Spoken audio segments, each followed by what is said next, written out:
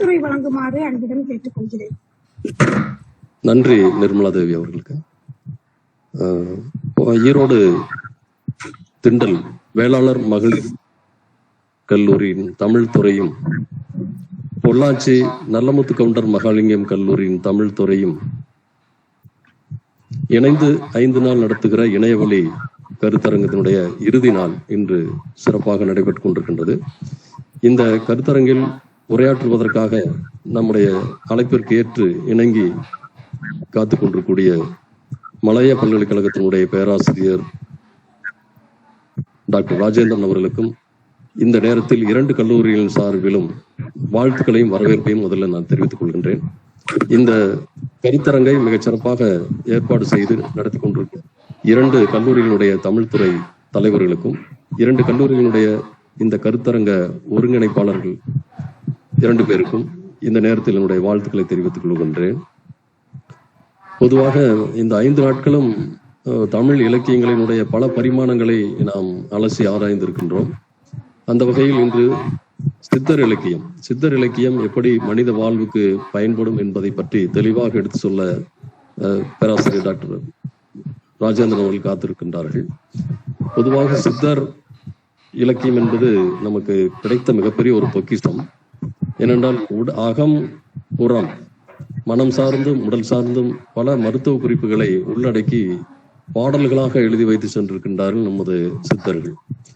குறிப்பாக இயமம், நியமம், ஆசனம், பிராணாயாமம், பிரத்யாகாரம், தாரணை, தியானம், சமாதி என்று 8 வகையான யோகங்களை பற்றி நமக்கு தெளிவாக அவருடைய இலக்கியங்களிலிருந்து நாம் புரிந்து கொள்ள முடிகின்றது. அது மட்டுமல்லாமல் அதன் மூலமாக அவர்கள் எண்வகை சித்திகளையும் பெற்றவர்களாக இருந்திருக்கின்றார். குறிப்பாக அனிமா, மகிமா, லகிமா, கரிமா, பிராப்தி, பிரகாமியம், ஈசத்துவம், வசித்துவம் என்ற எண்வகை சித்திகளையும் பெற்றவர்களாக நமது சித்தர்கள் இருந்திருக்கின்றார்கள். இன்னைக்கு உலகளவில் எடுத்து பார்க்கின்ற பொழுது நம்முடைய சித்தர்கள் உண்மையிலேயே அதிசயம் தரக்கூடியவர்களாக இருந்திருக்கின்றார்கள். இது சீனர் கூட இந்த வைத்திய முறையை கையாண்டு வருகிறார்கள் என்பது உங்களுக்கு தெரியும். அந்த வகையில் உலகளாவிய அந்த சித்தர் மரபை உலகளவில் எடுத்து செல்வதற்காக இன்று நம்மிடையே வந்திருக்கூடிய பேராசிரியர் ராஜேந்திரன் அவர்களுக்கு மீண்டும் என்னுடைய வாழ்த்துக்களையும் நன்றியும் தெரிவித்துக் கொள்கின்றேன். 2 கல்லூரியுடைய தமிழ்துறை தலைவர்களுக்கும் ஈரோடு வெள்ளாளர்களினுடைய முதல்வர் டாக்டர் மரகதம் அவர் இந்த நேரத்தில் கல்லூரியின் சார்பாக வாழ்த்துக்களை நன்றியும் தெரிவித்துக் கொள்கின்றேன். அதில் இது போன்ற நல்ல ஏற்பாடு உண்மையிலேயே இந்த கொரோனா தொற்று ஊரடங்கு காலத்தில் தொழில்நுட்பத்தை பயன்படுத்தி இன்று உலகிலும் இருக்கக்கூடிய மக்களோடு உறவாடுகிற ஒரு அருமையான நிகழ்ச்சியை நாம் ஏற்பாடு செய்திருப்பது உண்மையிலேயே பாராட்டுக்குரிய விஷயம். இது தொடர்ந்து இது போன்ற நிகழ்ச்சிகள் இனிமேல் அடிக்கடி நடக்கும் என்பதில் சந்தேகம் இல்லை. இந்த தொடர் நிகழ்ச்சியை மீண்டும் அடிக்கடி நாம் சந்திப்போம் என்று சொல்லி இந்த வாய்ப்புக்கு நன்றி கூறி விடைபெறுகிறேன். 3 நாட்களாக ஒத்துழைப்பு தந்தது போல் இன்றும் தருமாறு அன்புடன் கேட்டுக்கொள்கிறோம். நன்றி. கூகுள் மீட் வழி ஏற்பாடு செய்திருக்கின்ற இந்த கருத்தரங்கை ஏற்பாடு செய்திருக்கின்ற உங்களுடைய சமயோஜித சிந்தனைக்கு முதலில் என் வணக்கங்களை தெரிவித்துக் கொள்கின்றேன். இவ்வளவு வேகமாக நீங்கள் செயல்படுவதை பார்க்கும் பொழுது இனிமேல் தமிழ் மேலும் உயர்ந்து ஓங்கும் என்ற நம்பிக்கை எனக்குள்ளே இருக்கிறது. 2 கல்லூரிகளின் முதல்வர்களுக்கும் எனது வாழ்த்துக்களையும் வணக்கத்தையும் தெரிவித்துக் கொள்கின்றேன். பழனிசாமி ஐயா அவர்கள் நம்முடன் இருக்கிறார்கள்.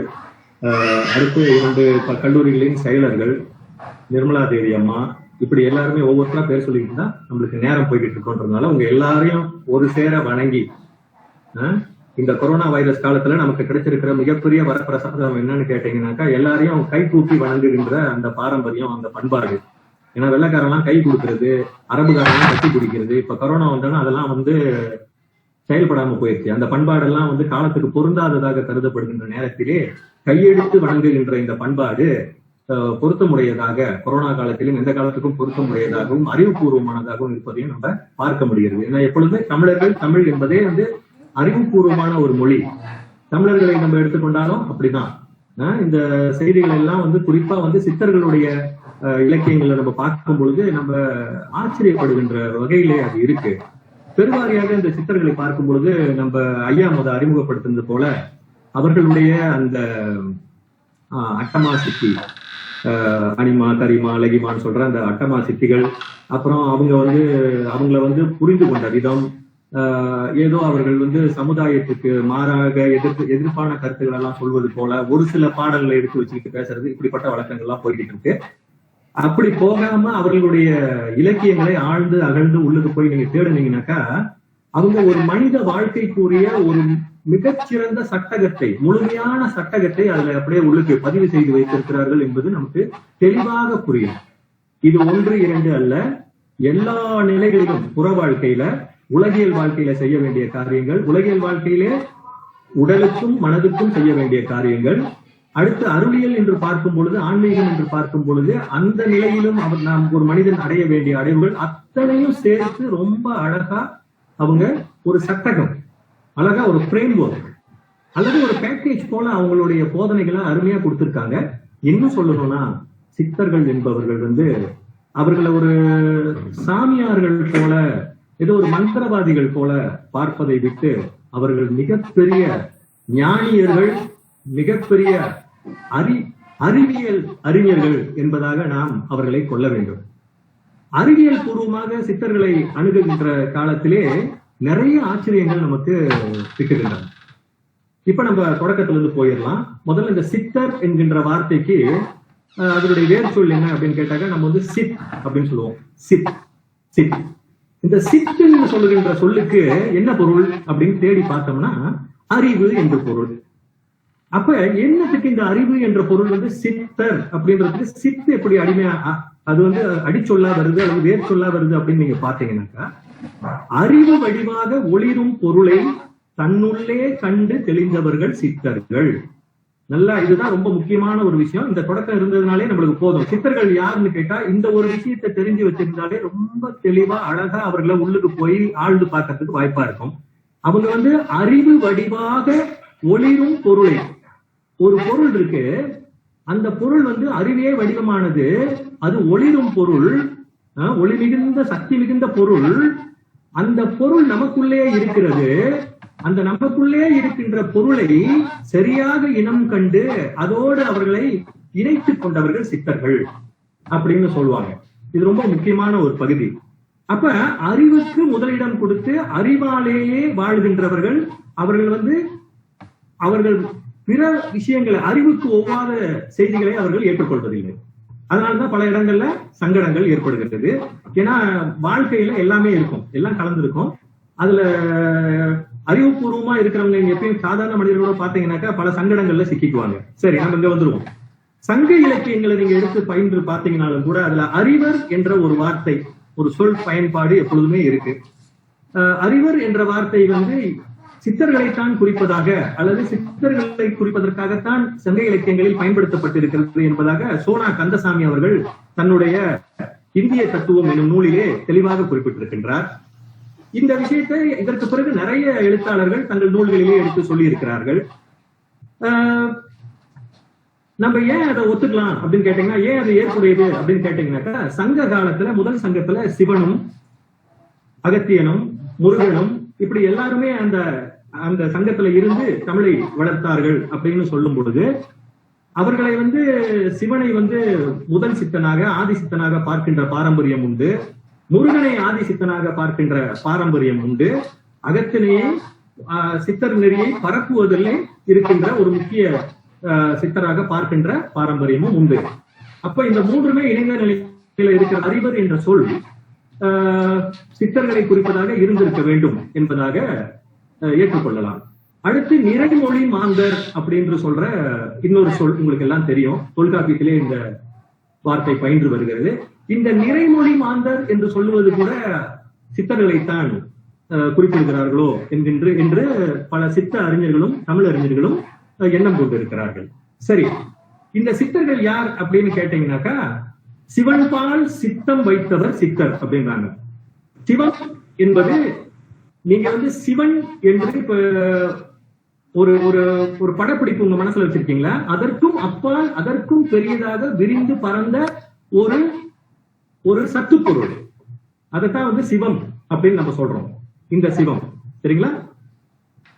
இந்த சித்தர்களுடைய இன்னும் ஒரு சில சிறப்புகளை நம்ம பார்த்துட்டு அடுத்த பக்கத்துக்கு போறோம். சித்தர்கள் என்ன சொல்றாங்கன்னு கேட்டீங்கன்னாக்கா, சித்தர்களுடைய இலக்கியங்களை படிச்சு பார்க்கும்போது வாழும் காலத்திலேயே இந்த உடம்பு அப்படியே வைத்துக் கொண்டு இந்த உடம்பிலேயே இவங்க என்ன செய்யறாங்கன்னு கேட்டீங்கன்னா, இப்ப கைலாயம்னு சொல்றாங்க, வைகுண்டம்னு சொல்றாங்க, வெட்டவெளின்னு சொல்றாங்க, பரமண்டலம் அப்படின்னு சொல்றாங்க. இப்படி சொல்லுகின்ற எல்லா இடங்களுக்கும் உடலோடு உயிரோடும் சென்று வரக்கூடிய பயிற்சியும் முயற்சியும் அறிவும் பெற்றவர்கள். எனவே இவர்கள் அப்படியே சென்று சென்று வருவதற்கு உரிய அந்த ஆற்றலையும் உடையவர்களாக இருக்கிறார்கள். அடுத்த நிலையிலே அண்ட பிண்ட இயற்கை உண்மையை அறிந்து உடலை அண்டத்துடன் ஓர்மையுறை செய்தவர்கள். அண்டம் என்பது ஒட்டுமொத்த உலகம், சராசரம், அண்ட சராசரம் என்று சொல்வோமே, அந்த அண்ட சராசரம். பிண்டம் என்பது நமது உடம்பு. இந்த அண்டத்துக்கும் பிண்டத்திற்கும் ஒரு தொடர்பு இருக்கிறது, அதை நான் பின்னால் வரும்போது பேசுவேன். அந்த தொடர்பை தான் இயற்கை உண்மை, இது யாரும் உருவாக்கல, இயற்கையாகவே உருவாகி அங்கே இருக்கின்ற இந்த உண்மையை சித்தர்கள் அறிந்திருக்கிறார்கள். ஆக இந்த அண்ட பிண்ட ஒருமையில் வெற்றி கண்டவர்கள் சித்தர்கள். அடுத்து நீங்க பாத்தீங்கன்னா, இந்த சித்தர்களை நம்ம ரெண்டு விதமா, அவங்களுடைய போதனைகளை ரெண்டு விதமா பார்க்கலாம். பிரிச்சு பாத்தீங்கன்னா, அவங்களுடைய இலக்கியங்களை எடுத்து ஆராய்ந்து உள்நோக்கி பாத்தீங்கன்னா ரெண்டு விதமான விஷயங்களை நம்ம அதுல அறிந்து கொள்ளலாம். ரெண்டு கூறுகள், பெரும் கூறுகளாக பிரிக்கலாம். ஒண்ணு மெய்யியல் கூறுகள், மெய்யியல் கூறுகள், அல்லது ஆங்கிலத்துல பிலாசபிக்கல் கம்போனன்ட் அப்படின்னு சொல்லுவோம், அது ஒரு கூறு. ரெண்டாவது பாத்தீங்கன்னாக்கா சமூகவியல் கூறுகள், சோசியோலஜிக்கல் கம்போனன்ட். ஆக பிலாசபிக்கல் கம்போனன்ட் அண்ட் சோசியோலஜிக்கல் கம்போனன்ட் என்று சொல்லக்கூடிய இரண்டு பிரிவுகளை கொண்டதுதான் சித்தர்களுடைய அந்த இலக்கியம் அமைந்திருக்கிறது. இதுவரைக்கும் நம்ம பேசிக்கிட்டு வந்திருக்கிறது அந்த முதன்மை பிலாசபிக்கல் கம்போனன்ட். அவர்கள் எந்த வேதங்களையும் கடந்தவர்கள், எந்த மாறுபாட்டையும் அவர்கள் கொண்டு மனிதர்களிடையே ஒரு மாறுபட்ட செயல்பாட்டினை அவர்கள் ஏற்றுக்கொள்ளாதவர்கள். இப்படி சொல்லும் போதே உங்களுக்கு தெரியும், அவங்க ஒன்றே குலமும் ஒருவனே தேவனும் திருமூலர் சொல்வது போல, ஒன்றே குலமும் ஒருவனே தேவனும் திருமூலர் பாடல் வருவது போல அந்த கொள்கையை உடையவர்கள். அப்ப அவர்களிடத்துல மதம், சமயம், சாதி, இப்படி எந்த பிரிவை நீங்க கொண்டு போனாலும், மொழி உட்பட எல்லா பிரிவுகளையும் கடந்து நிற்கின்ற ஒரு சமதர்ம சித்தாந்தத்தை சொன்னவர்கள். எனவே சித்தர்கள் தமிழில் பாடல்களை இயற்றி இருந்தாலும் கூட அவர்கள் சொல்லுகின்ற கருத்து உலகளாவிய கருத்து. அது உலகளாவிய ரீதியில இருக்கின்ற கருத்துகள், நாம் அதனை உலகளாவிய ரீதிக்கு கொண்டு செல்ல வேண்டும். அதுதான் இங்க உள்ள கருத்து. அப்ப சமதர்ம சித்தாந்தம் அவர்களுடைய சமதர்ம சித்தாந்தம். சரி, அடுத்த நிலையில பாத்தீங்கன்னா சுருங்க சொன்னால் இவங்க என்ன செய்யறாங்கன்னு பாத்தீங்கன்னா, தன்னை அறியும் அறிவே அறிவு. அவர் சொல்றாரு, திருமூலர் பாடல்ல இந்த பாடல் வருது, நீங்க பார்க்கலாம். தன்னை அறியும் அறிவே அறிவு, பின்னை அறிவெல்லாம் பேயறிவு அப்படின்றாங்க. அப்ப ஒரு மனிதனுக்கு வாழ்க்கையில தன்னை அறிய வேண்டும். சித்தாந்தத்துல சொல்லும் போது தன்னை அறிய தலைவனை அறியலாம், நீ உன்னை தெரிஞ்சுக்கிட்டீங்கன்னா அந்த இறைவனையும் புரிந்து கொள்ளலாம் என்பார்கள். அப்ப இந்த தன்னை அறியும் அறிவு இருக்குங்களா, இந்த அறிவு தான் அவங்களை முதன்மையாக வைத்துக் கொண்டு அவர்களுடைய ஒரு நோக்காக, ஒரு அடைவுக்குரிய ஒரு இலக்காக அதனையே அவர்கள் முன்னிறுத்திக் கொண்டிருக்கிறார்கள். அப்ப இன்னொரு இடத்துல சொல்லும் பொழுது திருமூலர் சொல்றாரு, தன்னை அறிய தனக்கு ஒரு கேடு இல்லை. தன்னை மட்டும் நீ புரிஞ்சுக்கிட்டீங்கன்னா, உள்ளுக்குள்ளார உனக்குள்ளார இருக்கிற யாரு, நீ யாரு அப்படின்றது உனக்கு தெரிஞ்சிருச்சுனாக்கா உனக்கு எந்த விதமான கேடும் இல்லை. சித்தர்கள் தன்னை அறியும் அறிவைத்தான் முதன்மைப்படுத்தினார்கள் என்பதற்கு ஔவை குறள்ல இருந்து ஒரு 3 குறள்களை நான் உங்களுக்கு சொல்கிறேன். இது இரண்டாவது குறள்ல முதல் பகுதியில நீங்க பாத்தீங்கன்னா ஔவை குறள்ல இருந்து வந்திருக்கிற முக்கியமான இந்த ஔவை பிராட்டியினுடைய பாடல்கள் இருக்கிறதே ஞான பாடல்கள், அற்புதமான பாடல்கள், அதி அற்புதமான பாடல்கள். அந்த பகுதியெல்லாம் நம்ம பார்க்கணும். இப்ப ஔவை குறள் என்று ஒரு ஞான பாடல் தொகுதி இருக்கிறது என்பதே பலர் உள்வாங்கிக் கொள்ளாமல் இருக்கின்ற ஒரு செய்தியாக இருக்கிறது. சிறு நூல் தான், எடுத்து படிச்சு பாருங்க, ரொம்ப அருமையா இருக்கும். உடம்பினை பெற்ற பயனாவதெல்லாம், உடம்பினை பெற்ற பயனாவதெல்லாம் உடம்பினில் உத்தமனை காண். இது ஒரு குறள். உடம்பினில், உடம்புக்குள்ளே உத்தமனை காண். நீ கண்டுக்கணும், நீ தெரிந்து கொள்ள வேண்டும், புரிந்து கொள்ள வேண்டும், உணர வேண்டும் என்று அதுல சொல்றாங்க. கண்ணகத்தே நின்று கழிதருமே, கண்ணகத்தே நின்று, உள்ளுக்கு மனக்கண்ணிலே நின்று கழிதருமே, இன்பம் தருமே, காணுங்கால் உன்னகத்தே நின்ற ஒளி. உனக்குள்ளார இருக்கின்ற அந்த ஒளியானது காணப்பெற்றால் களி தருமேன்றாங்க, இன்பம் தருமே அப்படின்னு. ரெண்டாவது மறுபடியும் அங்க உள்ளுக்கு தான் பேசுறாங்க, அந்த உள்ளொளியை தான் பேசுறாங்க. மூன்றாவது இன்னொரு குறளோட நான் அடுத்து வந்துடுறேன். ஒரு 3 குறள் உதாரணத்துக்கு போதும், நிறைய சொல்லியிருக்காங்க, அதெல்லாம் சொல்லிட்டு இருக்க முடியாது. 3 குறள் மட்டும் உங்களுக்கு சொல்றேன், இது ரொம்ப முக்கியமான பகுதினால. இன்பம் என கருதி எல்லா உயிர்களையும் நேசத்தால் நீ நினைத்துக்கொள். ஈசன் என கருதி எல்லா உயிர்களையும் நேசத்தால் நீ நினைத்துக்கொள் அப்படின்றாங்க. நேசத்தால் நீ நினைத்துக்கொள்னா நேசத்தால் நீ இணைத்துக்கொள்னு அர்த்தம். அதனாலதான் தொடக்கத்திலே சொன்னேன் இல்லையா, கையெடுத்து வணங்குறது. ஏன் கையெடுத்து வணங்கணும்னாக்கா எல்லாருள்ளும் அது இருக்கிறது, எல்லா மனிதர்களுக்குள்ளாரும் அது இருக்கிறது. எனவே அதனை நாம் வணங்குகின்றோம் என்ற நிலையிலே தன்னை அறிய தனக்கு ஒரு கேடு இல்லை என்கின்ற அந்த செய்தியை நாம் பார்க்கின்றோம். இவர்கள் இன்னும் ஒரு படிக்கு மேல போய் நீங்க பாத்தீங்கன்னாக்கா, வாழும் காலத்திலேயே மும்மலத்தையும் வென்று, ஆணவம் கண்மம் மாயை என்று சொல்லுகின்ற இந்த மதங்களை எல்லாம் வென்று தன் ஊனில் தோய்ந்து ஒளிந்திருக்கும் சீவனை சிவமாக கண்டவர்கள். தன் ஊனில் தோய்ந்து ஒளிந்திருக்கும் சீவனை, ஜீவன் சொல்லுவோம்ல, அந்த ஜீவனை சிவமாக கண்டவர்கள், சீவனை சிவமாக கண்டவர்கள். இப்ப அடுத்த நிலையில நம்ம அப்படி என்ன செஞ்சிருக்காங்க இவங்க அப்படின்னு சொல்லி பாத்தீங்கன்னா, இப்ப தன்னை அறியனாக்கா எப்படி வந்துச்சு அவங்களுக்கு அப்படின்னு நீங்க பாத்தீங்கன்னாக்கா, அவங்க என்ன செஞ்சிருக்காங்க, வெளிப்பார்வையாக இருக்கின்ற வெளிப்பார்வையை உள்முகப்படுத்தி உள்முக திருப்பி உயரிய யோக சாதனங்களின் துணையுடன் தன்னை தோண்டி ஞானம் கண்ட மனிதர்கள் இவர்கள், ஞானியர்கள். தங்களை தோண்டி, எல்லாரும் ஒரு பழைய தமிழ் பாட்டுல கூட மண்ணை தோண்டி தண்ணீர் தேடும் அன்பு தங்கச்சி, என்னை தோண்டி ஞானம் கண்டேன் இதுதான் என் கட்சி அப்படின்னு ஒரு பாடல் வரி வருவதாக எனக்கு ஞாபகம். அப்ப இந்த பாடல் வரியில என்ன சொல்றாங்கன்னு கேட்டீங்கன்னாக்கா, தன்னை தோண்டி ஞானம் கண்டதுன்னு சொல்ற அந்த பகுதி நிச்சயமாக சித்தர் பாடலை பற்றி ஏதோ ஒரு இடத்துல தெரிஞ்சிருந்ததுதான் கவிஞருங்க சொல்லியிருக்கணும் அப்படின்னு எனக்கு ஒரு கருத்து உண்டு. வெளிப்பார்வையை உள்முகமாக திருத்தி தமக்குள் கொண்டு உயரிய யோக சாதனங்களின் வழி தன்னை தோண்டி ஞானம் கண்டவர்கள் சித்தர்கள். அப்ப இவங்களுக்கு என்னத்துக்கு இதெல்லாம் போய் தேடிட்டு இருக்காங்க, என்னத்துக்கு இதெல்லாம் அடையிட்டு இருக்காங்க அப்படின்னு பாத்தீங்கன்னா, இவங்களுடைய அடைவு எங்க நிக்குது அப்படின்னு பாத்தீங்கன்னாக்கா, ஞான ஒளியுடன் பெறுதல். தங்களுடைய உடலை ஞான உடலாக, பொன்னுடலாக, ஒளி தேகமாக மாற்றுகின்ற அந்த நிலையை அவர்கள் அடைய வேண்டும் என்று அவர்கள் கருதுகிறார்கள். அவர்களை பொறுத்த வரைக்கும் என்னன்னு பாத்தீங்கன்னாக்கா, இதுதான் வேலை, இதுதான் நம்ம இந்த உலகத்துக்கு வந்த வேலை.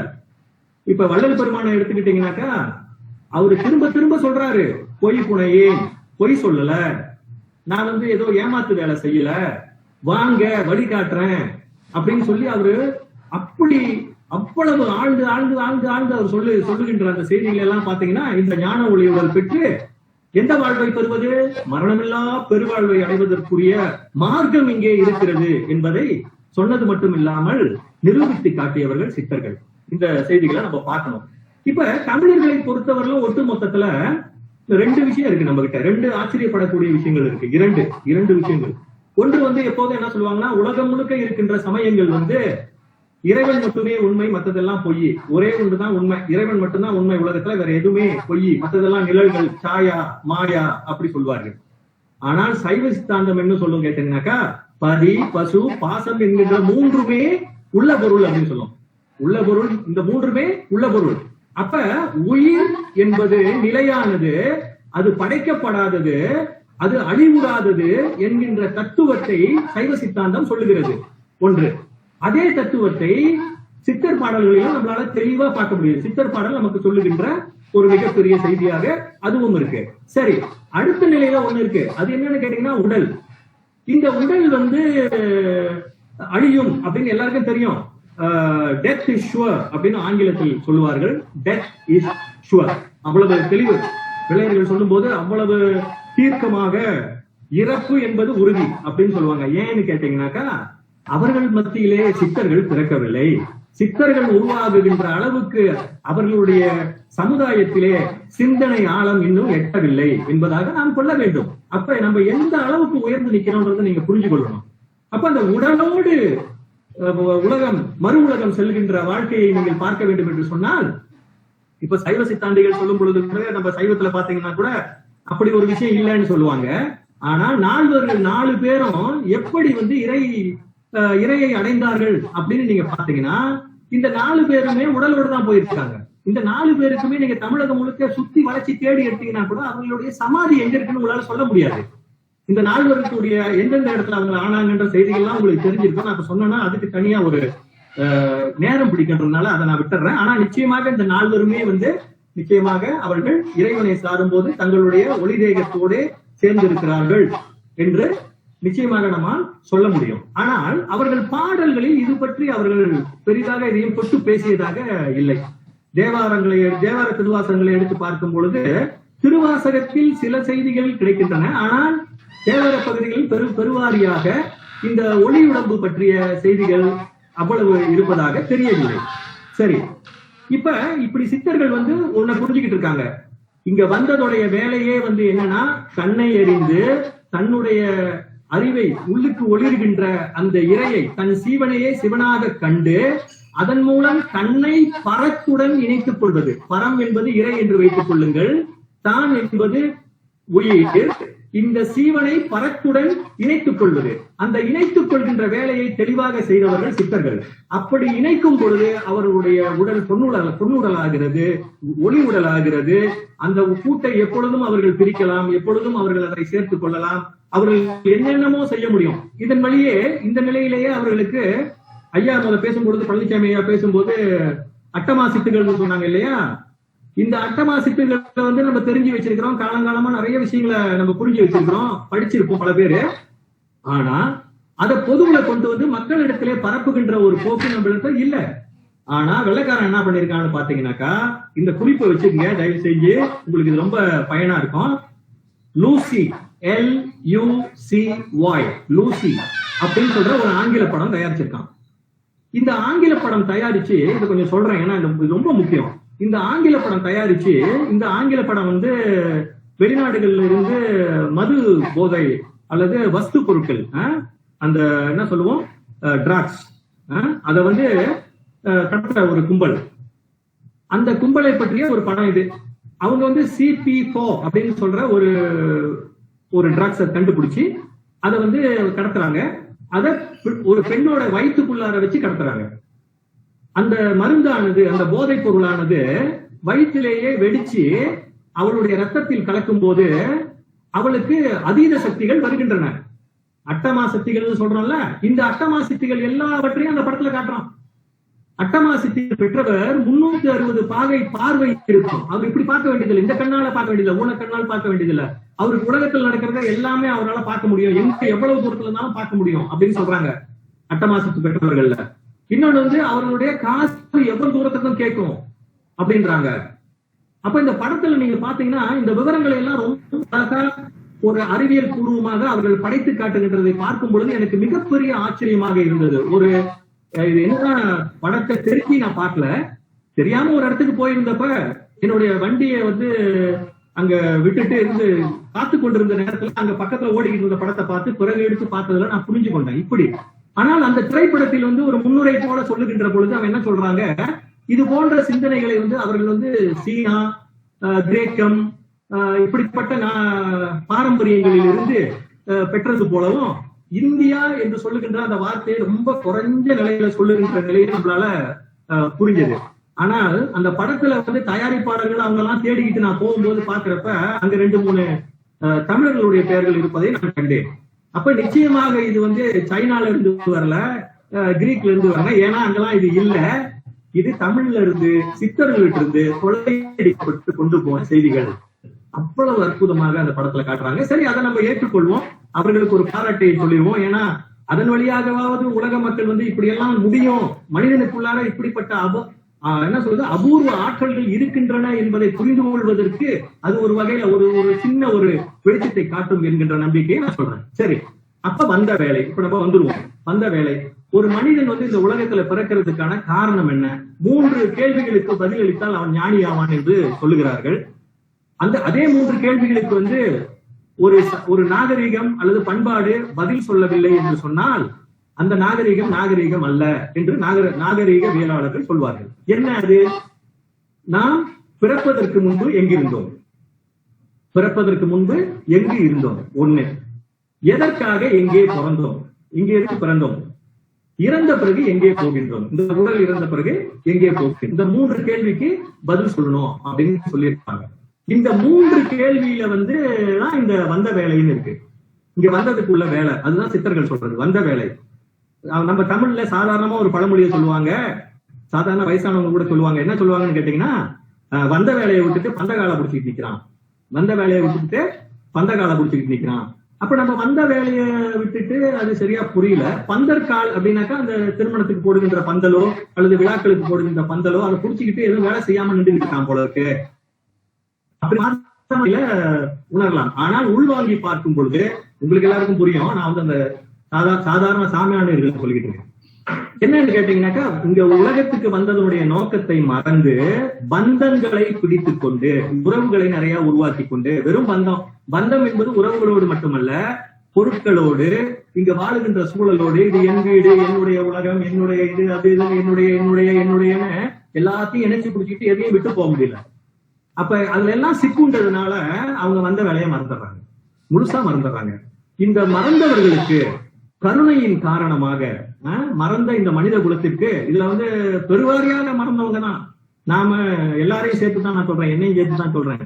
நம்ம எல்லாம் மறந்தவங்க தான். இந்த மறந்தவர்களுக்கு எல்லாம் அந்த வந்த வேலையை நினைவுபடுத்துகின்ற ஒரு மிகப்பெரிய காரியத்தை சித்தர்கள் செயல்படுத்துகிறார்கள். இதுதான் சித்தர்கள் செய்கின்ற மிகப்பெரிய வேலை என்னவென்று சொன்னால், வந்த வேலை என்ன, இங்க நீ வந்ததுக்கான வேலை என்ன.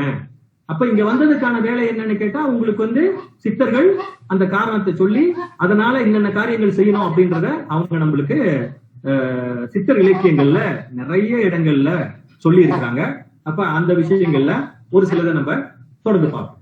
இப்ப சித்தர்களை பற்றி சொல்லும் பொழுது ஆரம்பத்திலேயே நான் சொல்லியிருந்தேன், அண்டத்தில் உள்ளது பிண்டத்தில் உள்ளது, பிண்டத்தில் உள்ளது அண்டத்தில் உள்ளது எனும் ஒரு அரிய தத்துவத்தை அவர்கள் முன்வைக்கிறார்கள். அப்ப இந்த அரிய தத்துவம் என்ன அப்படின்னு கேட்டீங்கன்னா, இது இயற்கை உண்மை. அப்ப இயற்கை என்பது என்ன அப்படின்னு கேட்டீங்கன்னா, இந்த பஞ்சபூதங்கள் சொல்லுகின்ற 5 பூதங்கள் இருக்குல்லவா, அந்த பூதங்களால் தான் இந்த அண்ட சராசரம் முழுசும் உருவாயிருக்கு. அதே 5 பூதங்களால் தான் நம்ம உடம்பும் உருவாயிருக்கு அப்படின்னு எளிமையா சொல்லலாம். இந்த 2 இருக்குது. சரி, இப்ப 2 இருக்கு. இந்த 2 இப்ப என்ன செய்யறது? எப்படி இதனை இப்ப இங்க இருக்கிற அண்ட சராசரத்தில் இருக்கின்ற அந்த வெட்டவெளி பகுதியை பார்க்கும் பொழுது அதை பரம் அப்படின்னு சொல்றாங்க. பரம், வெட்டவெளி பரம் அப்படின்னு சொல்றாங்க. நம்ம கிட்ட இருக்கிற இந்த உடம்பு தான். அப்ப தன்னை பரத்தோடு இணைத்துக் கொள்கின்ற வகைகள் எப்படி அதை செய்வது, அந்த எஸ்ஓபின்னு சொல்லுவாங்க, ஸ்டாண்டர்ட் ஆபரேஷனல் ப்ரொசீஜர், எப்படி இதை நாம் நகர்த்துவது என்ற ஒரு பெரிய விஷயத்தை அவர்கள் முன்வைக்கிறார்கள். அப்ப இதை பார்த்த பல விஞ்ஞானிகள் என்ன சொல்றாங்கன்னு கேட்டீங்கன்னா, விஞ்ஞானிகளை இதை ஒத்துக்கிறாங்க. The body, ஒரு மனிதனுடைய உடல், the body is essentially a universe in miniature. A body is essentially a universe in miniature. அதாவது நம்மளுடைய இந்த உடல் என்பது ஒரு மிகப்பெரிய அண்டத்தின் ஒரு சின்ன பிரதிபலிப்பு தான் அப்படின்னு சொல்றாங்க. இது எப்படி குழப்பமா இருக்கிற மாதிரி இருக்கு அப்படின்னு கேட்டீங்கன்னாக்கா, ஒரு கடல் இருக்கு, கடல் விரிந்து பறந்து கிடக்கு. அந்த கடல்ல இருக்கிற ஒரு துளி நீரை எடுத்து நீங்க சாப்பிட்டு பாத்தீங்கன்னா கூட அந்த ஒட்டுமொத்த கடலினுடைய தன்மை, அந்த நீரின் தன்மை உங்களுக்கு புரிஞ்சிடும். அந்த ஒரு துளி போதும். அது போல இந்த உடம்புக்குள்ளே அனைத்தும் உண்டு. உடம்புக்குள்ளே உத்தமனை கான் சொன்னா இல்லையா, அபை குரல்ல சொல்லியிருக்கிறாங்க, அம்மா சொல்லியிருக்கிறாங்க, அபை பிராட்டியார் சொல்லியிருக்கிறாங்க அப்படின்னு. அதை சொல்வதற்காகத்தான் இவர்கள் வந்தார்கள். இப்ப இந்த அடிப்படையை வச்சு பார்க்கும் பொழுது ஏன் இந்த மனித பிறப்புக்கு இவ்வளவு முக்கியம்? அரிது அரிது மானிடராய் பிறத்தல் அரிது, அம்மா தான் சொன்னாங்க, அபை பிராட்டியார். ஏன் சொன்னாங்க? இது ஏன் அவ்வளவு அரிது அப்படின்னு கேட்டீங்கன்னாக்கா, உடலை வைத்துத்தான் இந்த அனைத்தையும் நாம் அடைய முடியும் என்பது சித்தர்களுடைய அடிப்படை கொள்கை. உடல் வேண்டும், அந்த உடலை சரியா பாதுகாக்கணும், அந்த உடலுக்கு பயிற்சி கொடுக்கணும், அந்த உடலுக்குள்ளே ஈசன் ஒளிந்திருக்கிறான்னு திருமூலர் சொல்றாரு. எங்கெங்கயோ போய் தேடிக்கிட்டு இருக்கீங்கப்பா, காடு மலை அங்கங்கன்னு அலைஞ்சு என்னென்னமோ பண்ணிக்கிட்டு இருக்கீங்க, ஈசன் ஊனில் ஒளிந்திருந்தானே அப்படின்னு கிண்டல் பண்ற மாதிரி சொல்றாரு. எங்கெங்கயோ அலையிற, ஈசன் ஊனில் ஒளிந்திருந்தானே, அந்த ஊனில் ஒளிந்திருக்கிற ஈசனோடு நம்மை இணைத்துக் கொள்கின்ற அந்த மாபெரும் வித்தையை, சித்த வித்தகத்தை கற்றுத்தந்தவர்கள் சித்தர்கள் என்பதை நாம் புரிந்து கொள்ள வேண்டும். அப்ப என்ன இங்க நம்ம பார்க்கணும் அப்படின்னு சொல்லிட்டுனாக்கா, சித்தர்கள் வந்து இதை புரிஞ்சுக்கிட்டாங்க, இந்த தத்துவத்தை தெளிவா புரிஞ்சுக்கிட்டாங்க. எதை தெளிவா புரிஞ்சிருக்காங்க? இந்த உடல் நமக்கு அமைந்ததே இறையை உணர்வதற்குத்தான், அந்த இறையோடு கலப்பதற்குத்தான். அந்த இணைப்பில் மரணமில்லா பெருவாழ்வை, ஒளி உடம்பை பெற்று ஒளி தேகத்தை பெற்று மரணமில்லா பெருவாழ்வை அடைவதுதான் என்கின்ற அந்த நோக்கத்தை அவர்கள் தெளிவாக வைத்திருக்கின்றார்கள். அப்ப உங்களுக்கு எல்லாருக்கும் தெரிஞ்ச பாட்டு தான், இந்த உடம்பு இப்படிப்பட்ட உடம்புன்றதுனால உடம்பினை முன்னம் இழுக்கென்று இருந்தேன், உடம்பினுக்குள்ளே உருபொருள் கண்டேன், உடம்புலே உத்தமன் கோயில் கொண்டான் என்று உடம்பினை யான் ஓம்பி இருந்து ஓம்புகின்றேனே. உடம்பை நான் பாதுகாத்து வச்சுக்கிறேன். அப்ப இந்த உடம்பை பாதுகாக்கணும் அப்படின்னு சொன்னா, இந்த உடம்புடைய ஆரோக்கியம், இந்த உடம்புக்கு ஒரு குறை ஏற்பட்டா அதுக்கு என்ன செய்யணும், எப்படி செய்யணும் அப்படின்னு சொல்லும் போது உங்களுக்கு மத்த தத்துவங்கள்லாம் கூட வந்துருது, மத்த கூறுகள். இப்ப உடற்பயிற்சி கூறுகள், மூச்சு பயிற்சி கூறுகள், உணவு முறைகள், இந்த உடலை பற்றிய அறிவு, என்னென்ன அறிவு நமக்கு தெரியணும், உடலை பத்தி என்ன தெரிஞ்சுக்கணும். உடம்புல என்ன இருக்குன்னே தெரியாம பல பேர் வாழ்ந்துட்டு இருக்கோம். அது என் வேலை இல்ல, அது டாக்டர் வேலை, அவன் பார்த்து தெரிஞ்சு வச்சிருப்பான். பிரச்சனை வந்தா அவன்கிட்ட போவான், அவன் சொல்லுவான், நான் ஏத்துக்குவேன். தெரிஞ்சு எப்பொழுதுமே பிறருடைய கருத்திலேயே வாழுகின்ற மனத்தால் இருக்கின்ற காரணத்தால் இதையும் நாம் மற்றவர் கையில் கொடுத்து விட்டோம். இதை நாமே உணர்ந்து கொண்டு இருந்தால், சித்தர்கள் சொல்லுகின்ற பாடல்களை ஆழ்ந்து உள்வாங்கி கொண்டு ஒருவர் இருப்பார்கள், அவருக்கு உடல்ல எளிதில் நோய்கள் தொற்றாது என்பதை நாம் தெளிவாக சொல்ல முடியும். சரி, ஏன் உடம்பு அவ்வளவு முக்கியமான உடம்பா இது? அந்த உடம்புக்கு இவ்வளவு முக்கியத்துவமா? இதுக்குதான் இவ்வளவு பேச வந்தீங்களா அப்படின்னாக்கா, அதற்கு முன்னாலேயே சொல்றாரு. அப்ப அதாவது திருமூலர் 725வது பாடல்ல உடம்பினை முன்னம் இழுக்கென்று இருந்தேன்னு உடம்ப வந்து தப்பா நினைச்சுக்கிட்டு இருந்தேன், இந்த உடம்பு வந்து பாரமா இருக்குன்னு நினைச்சுக்கிட்டு இருந்தேன் அப்படின்னு சொன்னாரு இல்லையா? அதுக்கு முன்னாலே ஒரு பாடல்ல 724வது பாடல்ல அவர் என்ன சொல்றாரு? உடம்பார் அழியின் உயிரார் அழிவர். நல்லா பாருங்க, உடம்பு போயிடுச்சுனாக்கா உனக்கு வேலையே இல்ல, முடிஞ்சு நீ அப்படின்றாரு. உடம்பு போயிடுச்சுன்னா அங்க வேலையே இல்லை உனக்கு அப்படின்றாங்க. அப்ப உடல் வளர்க்கும் உபாயம் காண வேண்டும். அப்புறம் அடுத்த வரையில சொல்றாரு, திடம்பட மெய்ஞானம் சேரவும் மாட்டார். நமக்கு மெய்ஞானமும் வந்து சேராது. உடம்பை வளர்க்கும் உபாயம் அறிந்தே உடம்பை வளர்த்தேன் உயிர் வளர்த்தேனே. எவ்வளவு அற்புதமான விஷயம் பாருங்க. உடம்பை வளர்த்தே உயிர் வளர்த்தேனே அப்படின்னு அவரு அந்த அளவுக்கு ஆழமாக அந்த உடலினுடைய முக்கியத்துவத்தை அவர்கள் எடுத்து சொல்கிறார்கள். அப்ப இந்த உடம்பு இவ்வளவு பெரிய காரியத்தை செய்வதற்கு அடித்தளம் உடம்பு தான். இந்த மாபெரும் காரியத்தை நாம் சாதித்துக் கொள்வதற்கு, இப்ப சங்க இலக்கியத்துல ஒரு காதல் பாடல் ஒண்ணு படிச்சுட்டு இருந்த போது அதுல ஒரு செய்தி வந்தது. காதலியை பார்க்கும் பொழுது, தன்னுடைய தலைவியை பார்க்கும் பொழுது எப்படி இருக்குமா அந்த உணர்வை சொல்லும் பொழுது என்ன சொல்லுவாங்க? ஒருவன் பலகாலம் எண்ணி அடைய வேண்டும் என்று நினைத்திருந்த ஒன்றை அடைகிறான் என்று சொன்னால் அப்பொழுது அவனுக்கு ஏற்படுகின்ற அந்த நிறைவும் இன்பமும் இருக்கிறது. அதுபோல அவனுடைய தலைவியை பார்க்கும் பொழுதும் அவளோடு இருக்கும் பொழுதும் அவனுக்கு இருக்கிறது அப்படின்னு சொன்னாங்க. சரி, இப்ப இங்க வந்துடுவோம். அப்ப மனித உடல் தான் இதுக்கு அடிப்படைன்னு சொல்லும் பொழுது, இந்த புனிதத்தை அடைவதற்கு, இந்த ஒளியை அடைவதற்கு இதுதான் அடித்தளம், இறையை உணர்வதற்கு இதுதான் அடித்தளம் அப்படின்னு சொல்லும் பொழுது அந்த உடம்புக்கு ஒரு புனிதம் ஏற்படுகிறது. அதனாலதான் அதே திருமூலர் என்ன சொல்றாருன்னு பாத்தீங்கன்னாக்கா, உள்ளம் பெருங்கோயில் ஊனு ஆலயம். இந்த பாடல் எல்லாம் தான். வள்ளல் பிறாருக்கு வாய் கோபுர வாசல், தெல்ல திண்டற்கு சீவன் சிவலிங்கம். அது சொன்னது மாதிரி சீவனுக்குள்ளே சிவனை காண்பது, தெல்ல தெளிந்தார்க்கு சீவன் சிவலிங்கம் அப்படின்ற அந்த செய்தியை அவர் அங்கே உள் வைத்திருக்கிறதை நீங்கள் தெளிவாக பார்த்துக் கொள்ளலாம். சரி, இப்ப இந்த உடம்பை வந்து சரிப்படுத்தணும். இந்த உடம்பை வந்து நம்ம ஒரு நிலையாக ஓம்ப வேண்டும். உடம்பை யானிருந்து ஓம்புகிறேன்ன்றாரு, காப்பாற்றணும்ன்றாரு. அந்த உடம்பை பார்த்துக்கணும், கவனமா பார்த்துக்கணும்.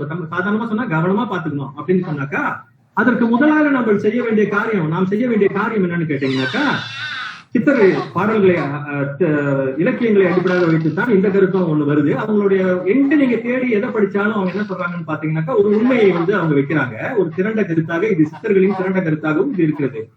எல்லாத்துக்கும் அடிப்படையா இருக்கிறது மனித மனம் அப்படின்றாங்க. மனித உடல், பிறகு அந்த உடலிலே இருக்கின்ற அந்த மனிதனுக்குரிய மனம். இந்த மனம் என்பது ஒரு உறுப்பு கிடையாது, அது உங்களுக்கு எல்லாம் தெரியும். இப்ப இருதயம் போல, மண்ணீரல், கல்லீரல் போல அது ஒரு உறுப்பு கிடையாது. மனித மனம் என்பது உறுப்பு அல்ல. இந்த மனித மனம் எப்படி இருக்குனாக்கா, எண்ணங்களின் விளைநிலமாக இருக்கிறது அப்படின்னு சொல்றாரு. எல்லா எண்ணங்களும் அங்கதான் வந்து விழுந்துகிட்டே இருக்கு, விளைநிலமாக இருக்கு. அப்ப இப்ப என்ன நடந்துகிட்டு இருக்குன்னு பாத்தீங்களா, இப்படி வந்து விழுகின்ற எண்ணங்கள் நமக்கு பல இடங்கள்ல இருந்து, இப்ப நம்ம சாதாரண மொழியில பேசும்போது சொல்லுவோம்ல, நிறைய இன்புட் வந்துகிட்டு இருக்கு. அங்கிருந்து இன்புட் வந்துகிட்டு இருக்கு. கைபேசியை எடுத்தா அதுல ஒரு செய்தி வருது, இதை எடுத்தா ஒரு செய்தி, அதுல ஒரு செய்தி, அப்படியே நம்மளுக்கு கட்டுக்கடங்காத செய்திகளின் தாக்கத்துல வந்து இன்னைக்கு நம்ம அப்படியே தத்தளிச்சுக்கிட்டு இருக்கிறோம். அவ்வளவு செய்திகள் உள்ளுக்கு வந்துகிட்டு இருக்கு நமக்குள்ளார. அப்ப பல இடங்கள்ல நமக்கு தேவைக்கு அப்பால், ஒரு மனிதனுக்கு தேவையான விஷயத்துக்கு மீறிய செய்திகளை, நிறைய செய்திகளை, ஒரு விஷயத்துக்கு மீறிய நிறைய செய்திகள் நமக்குள்ளாரே பல இடங்களில் வலிந்து புகுத்தப்பட்டு கொண்டிருக்கின்றன. இதுல பெரும்பாலானது 99.9% வருகின்ற இந்த இன்புட் என்று சொல்லுகின்ற அந்த புகுத்தப்படுகின்ற செய்திகள் என்னன்னு பாத்தீங்கன்னாக்கா, எல்லாமே உலகியல் முக்கியத்துவம் பெற்ற செய்திகளாகத்தான் இருக்கின்றது. அப்ப இது போன்ற எண்ணங்களை இந்த மனசுக்குள்ளார நிறைய ஏத்தி வச்சோம்னாக்கா வந்த வேலையை நம்ம மறந்துடுவோம், நிச்சயமா மறந்துடுவோம். அதற்காகத்தான் அந்த மனதை கொஞ்சம் கொஞ்சமாக பழக்க வேண்டும். எதற்கு? இந்த தேவையில்லாத செய்திகளை உள்ளுக்கு விடாம அதை கொஞ்சம் கொஞ்சமா பழக்க வேண்டும். ஏன் இதை இப்படி பழக்கணும், மனசை ஏன் இப்படி செய்யணும் அப்படின்னு கேட்டாக்கா, ஒரு மனசுக்கு நமக்கு ஓர்மை வந்தாதான் அமைதி கிடைக்கும். இல்லைன்னா அமைதி கிடைக்காது, நமக்கு அமைதியே போயிடும். அமைதி இல்லாத வாழ்க்கை எது இருந்தாலும் உருப்படி இல்லாத வாழ்க்கைன்னு சொல்லுவோம். அப்ப திருவள்ளுவரை நம்ம பார்த்தோம்னா, திருவள்ளுவர் ரொம்ப அழகா சொல்றாரு, நீ என்னப்பா செய்யணும், மனசை அடக்கணுமா, அதற்கு ஒரு விஷயம் சொல்றேன் அப்படின்னு சொல்றாரு. என்ன விஷயம் சொல்றாரு? யாதனின் நீங்கியான் நோதல் அதனின் இல. எதுல இருந்து நீ வந்து விலகி நிக்கிறியோ அதுல இருந்து துன்பங்கள் உனக்கு வராது, அது உனக்கு துன்பம் தராது அப்படின்னு பொருள். அப்ப அந்த அடிப்படையில தேவையில்லாத செய்திகளை நமக்கு வாழ்வியலுக்கும், இந்த உலகியல் வாழ்வியலுக்கும், அறிவியல் வாழ்வியலுக்கும் தொடர்பில்லாத செய்திகளை நாம் தவிர்த்து விட்டு ஒரு ஒருமை கொள்கின்ற, ஒரு போட்டியில் செல்கின்ற ஒரு புத்தி கூர்மையை நாம் உருவாக்கி கொள்ள வேண்டும் என்பதுதான் இதன் கருத்து. ஆனால் இந்த மனம் வந்து சும்மா இருக்காது. நீங்க வேணா முயற்சி பண்ணி பாருங்க. கண்ணை திறந்துகிட்ட வரைக்கும் நம்மளுக்கு வந்து காட்சிகள் பழகி போச்சு. ஒரே நேரத்துல ஒரு மனிதன் நடக்கிறான், ஒரு வண்டி போகுது, அங்க ஒரு மாடு மேயுது, இப்படி எல்லா விஷயத்தையும் மாறி மாறி செயல்படுவதை பாக்குறப்ப நமக்கு எந்த ஒரு பயமோ எந்த ஒரு ஒரு உணர்வு எதுவும் ஏற்படுவதில்லை. நம்மளுக்கு அது இயற்கை ஆயிடுச்சு. பிறந்ததுல இருந்து கண்ணை திறந்ததுல இருந்து அதுதான் பாத்துக்கிட்டு இருக்கோம். பல விஷயங்கள ஒரே நேரத்தில் நடந்துகிட்டு இருக்கு. கண்ணை திருப்பினா பல காட்சிகள் நமக்கு கிடைக்குது. இதை நம்ம பாத்துக்கிட்டு இருக்கோம். சரி, ஆனால் என்ன ஆகும்னு பாத்தீங்கன்னா, கண்ணை ஒரு தடவை மூடி கொஞ்சம் உள்ளுக்கு பாக்குறதுக்கு முயற்சி பண்ணீங்கன்னாக்கா, முதல் முறையா முயற்சி பண்ணீங்கன்னாக்கா, அங்க உள்ளுக்கு பலவிதமான எண்ணங்களின் ஓட்டம் அப்படியே ஓடுவதை பார்க்கும்போது சமயங்கள் நம்ம பயந்துருவோம். இது வந்து சாத்தியப்படக்கூடிய காரியமா? இந்த மன ஒருமைன்றாங்க, அப்படியே உட்கார்ந்து அமைதியாக எதையும் சிந்திக்காமல் இருக்க முடியும் அப்படின்றாங்க. இதெல்லாம் கதவா? இது அப்படின்னு தோன்றும். முதல் முறை ஒரு தியானமோ அல்லது மனதை ஒருமைப்படுத்துறோம் அப்படி வச்சுக்கோமே, அந்த மனதை ஒருமைப்படுத்தும் முயற்சியில் கண்களை மூடியோ அல்லது ஏதோ ஒரு முறையில உட்கார்ந்து அவங்க அப்படியே மனதை ஒருமைப்படுத்த பார்த்தா அந்த நேரத்துலதான் ஏகப்பட்ட விஷயங்கள் உள்ளுக்கு வந்து புகுந்துகிட்டே இருக்கும். இப்ப ஒரு சிலருக்கு அனுபவங்கள் இருக்கும். நான் பேசினவர்கள்கிட்ட, மாணவர்கள்கிட்டயும் மற்றவர்கள்ட்ட பேசும் பொழுது ஒரு சிலருக்கு ஒரு அனுபவங்கள் இருக்கும். கோயில்ல போய் அங்க கருவறை கிட்ட போய் கண்ணெடுத்து கும்பிடுற நேரத்துலதான் கண்ட செய்தி கண்ணு முன்னுக்கு அப்படியே வந்து போவோம். அங்க கண்ணை மூடிக்க நேரம் கும்பிடலான்னு பார்த்தா அங்க கூட உண்மையில நிக்க முடியாது. அவ்வளவு விஷயங்கள், சமயங்கள தேவையில்லாத அசிங்கங்கள் கூட நம்ம எண்ணங்கள் வந்து நம்ம வந்து அந்த வழி செய்ய விடாமல் அது மனம் என்பது நம்மை மாய்க்கும். அப்ப இந்த மாதிரி கொஞ்சம் கொஞ்சமா அந்த மனசுல இருந்து நம்ம விடுபட வேண்டும். அந்த சுற்றுப்புறத்தில் நமக்கு தேவையற்ற விஷயங்களாக வந்து சேருகின்ற செய்திகளை நாம் கொஞ்சம் கொஞ்சமாக குறைப்பதற்கு கற்றுக்கொள்ள வேண்டும். அது மட்டும் இல்லாமல் நிறைய விஷயங்களை எந்த மனம் வந்து இயற்கையில மனிதர்களும் சரி, மனிதர்கள் மனமுள்ளதான மனிதன், அதை எது வந்து அவங்களை ரொம்ப சுலபமா இழுக்குது, எது வந்து அவங்களுக்கு ரொம்ப வசீகரப்படுத்துது அப்படின்னு பாத்தீங்கன்னா தப்பான விஷயங்கள் தான் ரொம்ப எளிமையா வசீகரப்படுத்துது. இதை நான் வந்து சாதாரணமா சொல்லல. கூகுள்ல வந்து அவங்க ஒரு ஆராய்ச்சி பண்ணி பார்த்திருக்கிறாங்க. எந்த இணைய பகுதிகளில் வந்து இணையதளங்கள் வந்து அதிகமாக பார்க்கப்படுகின்றன அப்படின்னு சொல்றாங்கல்ல, அதை எடுத்து பார்க்கும்போது பால் உணர்வை தூண்டக்கூடிய பாலியல் சம்பந்தமான அந்த தளங்கள் தான் அதிகமாக பார்க்கப்படுகின்றன என்பது நமக்கு தெரிகிறது. ரொம்ப எளிமையாக தெரிந்து கொள்ள வேண்டும் என்ற அந்த எண்ணம் எல்லா வயதினருக்கும் வந்து சிறுவர் முதல் பெரியவர் வரை, முதியவர் வரை இந்த காரியங்கள் நடந்து கொண்டிருப்பதற்கான காரணம் அந்த மனதை அவர்கள் பழக்கப்படுத்தவில்லை. அப்ப தீயவை மீது அது இயற்கையாகவே நாட்டம் கொள்ளும், தீயவை மீது அதிகமாகவே நாட்டம் கொள்ளும். எனவே இந்த தீயது மீது நாட்டம் கொள்ளாம மனத்தை நம்ம கிட்ட பக்குவப்படுத்தி நம்ம கூடயே வச்சுக்கணும் அப்படின்றது என்னன்னு பாத்தீங்கன்னாக்கா மிகப்பெரிய ஒரு சவால். நிச்சயமாக ஒப்புக்கொள்கின்றேன், இது மிகப்பெரிய சவால். தொடர்ந்து முயற்சிகள் செய்ய வேண்டும் சார். நான் கடந்த ஒரு வருஷமா முயற்சி பண்ணிக்கிட்டு இருக்கேன், ஒன்றும் முடியல சார். ஒரு வருஷம் இல்ல, சமயங்கள்லாம் 3 வருஷம் 4 வருஷம் 5 வருஷம். ஆனா இறுதியில் அதனுடைய முடிவு வரும் பொழுது அதில் கிடைக்கின்ற ஆனந்தம் இருக்கிறது, பேரானந்தம். அந்த ஆனந்தத்தை நம்ம அனுபவிக்கணும். பாதியிலே விட்டுட்டு ஓடிட்டோம்னாக்கா இந்த மாதிரி ஆளுங்களால எதையும் செய்ய முடியாது. நம்மளால எதையும் தோல்வியை உடனே சின்ன ஒரு தோல்வியிலே ஓடி போயிடக்கூடாது, விட்டுறக்கூடாது, முயற்சி தொடரக்கூடாது. சரி, நம்ம வந்துருவோம். அப்ப இந்த மிகப்பெரிய சவால் அது என்ன செய்யும், எப்ப நம்ம ஓர்மைப்படுத்தணும், அதாவது போக்கஸ் பண்ணணும் ஆங்கிலத்தில் சொல்லுவாங்களா, அது ஓர்மைப்படுத்துதல் தமிழ்ல சொல்லுவோம். எப்ப நம்ம அந்த மனதை ஓர்மைப்படுத்த வேண்டும் அல்லது ஒருமைப்படுத்த வேண்டும் அப்படின்னு முயற்சி பண்றோமோ, சித்தர் இலக்கியங்கள் என்ன சொல்லுதுன்னா, அது மீறிக்கிட்டு நம்ம கட்டப்பாட்டையும் உடைச்சு எதை நினைக்க கூடாதுன்னு நினைக்கிறோமோ அதையே நினைக்கும். எதை நினைக்க கூடாதுன்னு நினைக்கிறோமோ அதையே நம்மள நினைக்க வைக்கும், எரிச்சலை உண்டாக்கும்.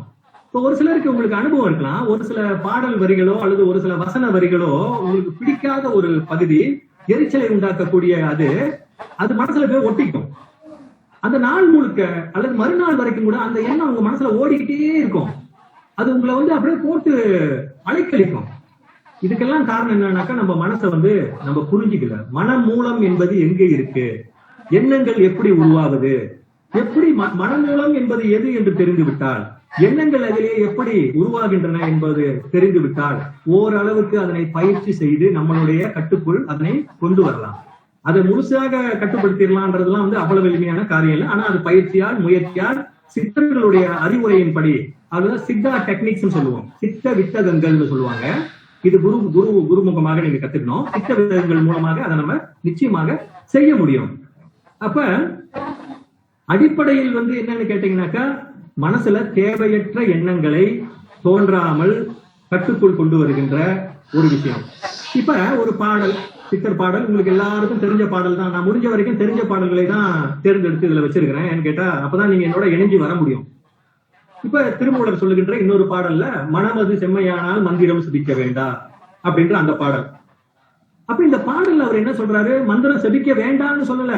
மனமது செம்மையாகிட்டால் மந்திரம் தேவையில்லை. மனமது செம்மையாகாமல் இருப்பவர்களுக்கு மந்திரம் தேவை.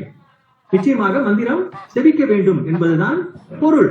அப்ப மனசை கட்டுப்படுத்துவதற்கும் மந்திரங்கள் ஜெபிப்பதற்குரிய வகைகள் இருக்கு. அதுக்கு ஒரு நெறிமுறைகள் உண்டு, டெக்னிக்ஸ் சொல்லுவோமே, அதுக்கு ஒரு உத்தி முறைகள் உண்டு. அந்த தியானம் செய்வதற்குரிய உத்தி முறைகள் நிச்சயமாக உண்டு. ஏன்னு கேட்டீங்கன்னா, சாதாரண மனிதர்களுக்கு விவரம் தெரியாதுன்னு சொல்லுவோம், படிப்பறிவு இல்ல, இதை சிந்தித்து பார்க்கின்ற அளவுக்கு அவர்களுக்கு மூளையில பலம் இல்ல, அது அவங்க யோசிக்கவே மாட்டாங்க. ஏன்னா அவங்களுக்கு வாழ்க்கை பிரச்சனையே பெரிய பிரச்சனையா இருக்கு. ஒரு நாள் சாப்பிடுறதுக்கு பிள்ளைகளுக்கு ஒரு சாப்பாடு, ஏதாவது ஒரு கஞ்சியோ கூழோ கொடுக்கறதுக்கு கூட அவங்களுக்கு வாய்ப்பு இல்லாதவர்கள் இன்னமும் இருக்கும் பொழுது இவங்க எல்லாம் சிந்திச்சுக்கிட்டு இருப்பானா அப்படின்னு கேட்டீங்கன்னா தொல்லை இருக்கு. அப்ப அவனுக்கு மட்டுமா தொல்லை? அவனுக்கு, அந்த சாதாரண ஏழைக்கு மட்டுமா பிரச்சனை? அந்த சாமானியனுக்கு மட்டுமா பிரச்சனை? எல்லா நிலைகளில் இருக்கின்ற மனிதர்களுக்கும் பிரச்சனை தான். உலக ரீதியில் இருக்கின்ற அரச மாளிகையில் வாழுகின்ற அரசியல்களுக்கும் அரசர்களுக்கும் கூட தான் சிக்கல். ஏன்னா அவங்களுக்கு இப்படி ஏகப்பட்ட உலகில் சிக்கல்கள் அவங்களை அலைக்கழிக்கின்றன என்பதை நீங்கள் தெளிவாக பார்க்க முடியும். எனவே கொஞ்சம் கொஞ்சமாக நாம் மனதை பழக்கி கொண்டால், இருக்கின்றவற்றை ஏற்றுக்கொண்டால், சிலவற்றை விட்டு விட்டால், கொஞ்சம் கொஞ்சம் விட்டு விட்டு வந்தாதான் வீடு பேர் கிடைக்கும்னு சொல்லுவாங்க. விட்டு விட்டு போனாதான் வீடு பேர் கிடைக்கும்னு பேச்சு வழக்குல சொல்லுவாங்க. அப்ப அதெல்லாம் விட்டு வரணும், நம்மளை நம்ம பழக்கி கொள்ளணும். நம்ம உடலும் நம்மளுடைய மனமும் வயது போக போக ஒரு சில விஷயங்களை தானாவே விட்டுக்கிட்டு வரும், நம்மளால பார்க்க முடியும்.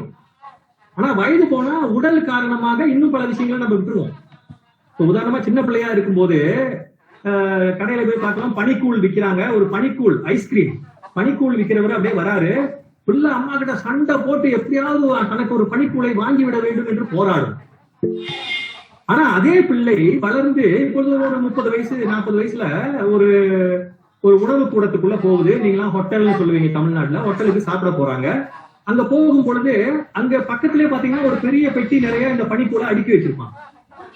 பார்த்தும் பார்க்காத மாதிரி அந்த பிள்ளை போகும். அப்ப ஓடி போய் ஏதோ அங்க இருக்குன்னு நின்று அங்க நிக்கிறது இல்ல. ஏன்னா பக்குவம் மாறிடுச்சு. குழந்தை பக்குவம் வேற, இந்த பக்குவம் வேற. அப்ப மனம் கொஞ்சம் வயது போக போக பக்குவப்பட வேண்டும், பக்குவத்துக்கு வர வேண்டும். அது இயற்கையாகவே நடக்கிறது. கொஞ்சம் அதை இன்னும் கொஞ்சம் நம்ம முயற்சி செய்து நாம் முயன்று பார்த்தா கொஞ்சம் மெனக்கணும்னு சொல்லுவோம். தமிழ்ல சொல்லும் போது கொஞ்சம் மெனக்கெடணும். மெனக்கெட்டோம்னா நிச்சயமாக அது ஒரு கட்டுக்கு, நமக்கு ஒரு பழக்கத்துக்கு வந்தே சேரும். ஓகே.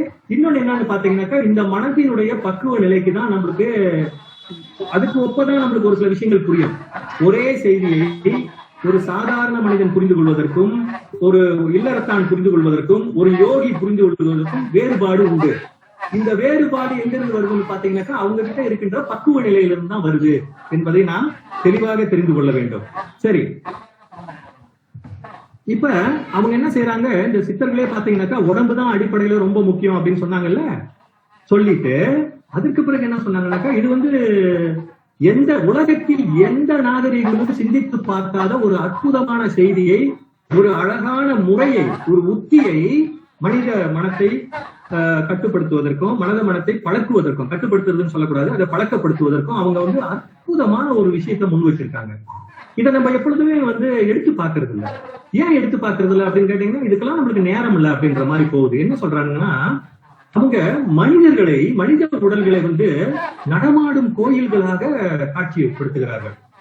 மனித உடல்களை நடமாடும் கோயிலாக காட்சிப்படுத்துகின்ற இந்த முறை உலகத்தில் வேறு எங்கும் இருப்பதாக எனக்கு தெரியவில்லை. எனக்கு தெரிந்த அளவுக்கு நான் கேட்டு பார்த்திருக்கிறேன். என்னுடைய பல நண்பர்கள் வேற்று மத நண்பர்களிடத்திலே இதை பற்றி நான் விசாரித்திருக்கிறேன், பேசியிருக்கிறேன். அவர்கள் அப்படி ஒன்று அவர்களுடைய பாரம்பரியத்தில் இல்லை என்பதாக எனக்கு கூறியிருக்கிறார்கள். சித்த பாரம்பரியத்தில் மட்டுமே இது இருக்கிறது. எந்த நாகரிகமும் முன்வைக்காத மிகப்பெரிய புரட்சி. இந்த புரட்சியை நாம் புரிந்து கொள்ள வேண்டும். இந்த புரட்சி யாருக்காக செய்யப்பட்டது என்று சொன்னால், நாம் வந்த வேலையை மறந்துவிடக் கூடாது என்பதற்காக சித்த பெருமக்கள் நமக்காக எடுத்து வைத்த புரட்சி, அவர்கள் கண்டெடுத்த உண்மை. இது ஒருத்தரை மகிழ்ச்சிப்படுத்தணுன்றதுக்காக அவங்க சொல்லல. இயற்கை உண்மைன்னு சொன்னால, ஊனுக்குள் சிவன் ஒளிந்திருக்கிறானே என்று சொன்னேன் தெரியுமா? அப்ப ஊனுக்குள் சிவன் அங்கே குடியிருக்கிறான் என்று சொன்னால் அது கோயில் தானே வந்துச்சா? அதனால இது ஒரு விளையாட்டுக்காகவோ, நம்மளை மகிழ்ச்சிப்படுத்துவதற்காகவோ, அல்லது ஒரு மாறுபட்ட கருத்தை சொல்ல வேண்டும் என்பதற்காக பொய்யாக புனையப்பட்ட கதைகள் அல்ல. ஏன்னா ஒரு காலமும் சித்தர்கள் பொய்யான கதைகளை புனைவதை ஏற்றுக்கொள்ள மாட்டார்கள். வள்ளல் பெருமானே சொல்லுவாரு, பொய் புனையேன், நான் பொய்ய புனைஞ்சி சொல்லலப்பா அப்படின்னு சொல்லுவாரு. அப்ப அவங்க என்ன சொல்றாங்கன்னாக்கா, இந்த கருத்து என்ன ஆகுது, ஒரு மனிதன் தன் உடலை கோயிலாக பார்க்க ஆரம்பிச்சுட்டா என்ன ஆகும்? அப்ப அந்த கோயில் உள்ளுக்கு இருக்கு, அங்க உள்ளுக்கு சிவம் இருக்கு, இறை உள்ளே இருக்கின்றது என்று சொன்னா சாராயத்தை உள்ளுக்கு விடுவானா? குடிப்பழக்கத்துல இருக்கிற ஏதாவது மதுபானங்களை ஏதாவது அருந்துவானா? அது தப்பான இடத்துக்குள்ள போகுது. இறைவன் உள்ளுக்கு இருக்கிறான், நீ சாராயத்தை உள்ளுக்கு கொடுத்தீங்கன்னா இறைவன் நிலை என்ன வருது யோசிச்சு பாருங்க. அப்புறம் புகை போடுவீங்களா? முடியாதுல்ல, செய்ய மாட்டோம்ல. அப்ப ஒரு மனிதன் இயற்கையாக தனக்கே ஒரு கட்டுப்பாட்டையும் ஒழுக்கத்தையும் ஒரு தூய்மையையும் ஒரு புனிதத்தையும் ஏற்படுத்திக் கொள்ளக்கூடிய ஒரு வாய்ப்பை சித்தர் பெருமக்கள் மனித குலத்துக்கு வழங்கி இருக்கிறார்கள். இதை உலகத்துக்கு கொண்டு போய் சொல்லணும், உலக ரீதியில் கொண்டு போய் சொல்லணும். ஐயா, இங்க பாருடா, நீங்களாம் தடுமாறிக்கிட்டு இருக்கீங்க, எப்படி ஒரு மனிதனுக்கு நிம்மதியை கொடுப்பது, நிறைவை கொடுப்பது என்று சொன்னால் அவனுக்கு இதை சொல்லுங்கள். அவன் உடலிலேயே உடம்புக்குள்ளே உத்தமனை காண் என்கின்ற அந்த செய்தியை சொல்லுங்கள். அவன் உன்னுள்ளே இருந்து உன்னை இயக்குகிறான் என்கிறதை சொல்லுங்கள். இது இயற்கை உண்மை. வெளியில் இருக்கின்ற 5 பூதங்கள், அத்தனை சக்திகளும், அண்ட சராசரம் எல்லாமே, அந்த பரத்துல இருக்கிற எல்லாமே உனக்குள்ளார இருக்கு. அது உனக்குள்ள இருந்து உன்னை இயக்குது. இது ரகசியமா நடந்துகிட்டு இருக்கு, கண்டுபிடிக்க முடியல. அந்த ரகசியத்தை அப்படியே கருணையால் எல்லாருக்கும் போட்டு உடைக்கிறாங்க. அப்ப அந்த பாடல் என்ன சொல்றாங்க பாருங்க. படமாட கோயில் பகவர்க்கொன்று ஈயில். அந்த கோயில்கள் இருக்கிறது அல்லவா, நல்ல கோபுரங்களோடு அழகாக அமைந்திருக்கின்ற கோயில்கள். படமாட கோயில் பகவர்க்கொன்று ஈயில். அங்க போய் அந்த சாமி கோயிலுக்கு படைச்சீங்கன்னா, நடமாட கோயில் நம்பருக்கு அங்கு ஆகா. அது நடமாட கோயில் சொல்லுகின்ற மனிதர் இருக்காருல்ல, வெளியில ஒரு பிச்சை எடுப்பவரோ அல்லது சாதாரண மனிதரோ நீங்களோ நானோ இருப்பவர்களுக்கோ அதனால எந்த ஒரு பயணம் சேராது. நடமாட கோயில் நம்பருக்கு 1 ஈயில். இப்படி நடமாடும் கோயிலாக அங்க வெளியில கோயில் வெளியில இருக்கிறவோ அல்லது துன்பத்தில் இருக்கின்ற யாரோ அவர்களுக்கு நீங்க ஒண்ணு கொடுத்தீங்கன்னா, அது என்ன ஒண்ணு கேட்டாருனாக்கா, படமாட கோயில் பகவருக்கு அது ஆமே அப்படின்றாரு. படமாட கோயில் பகவர்க்கு அது ஆமே. எங்க இங்க மனுஷனுக்கு நீங்க ஒரு உணவை கொடுத்தீங்கன்னா மனம் வந்து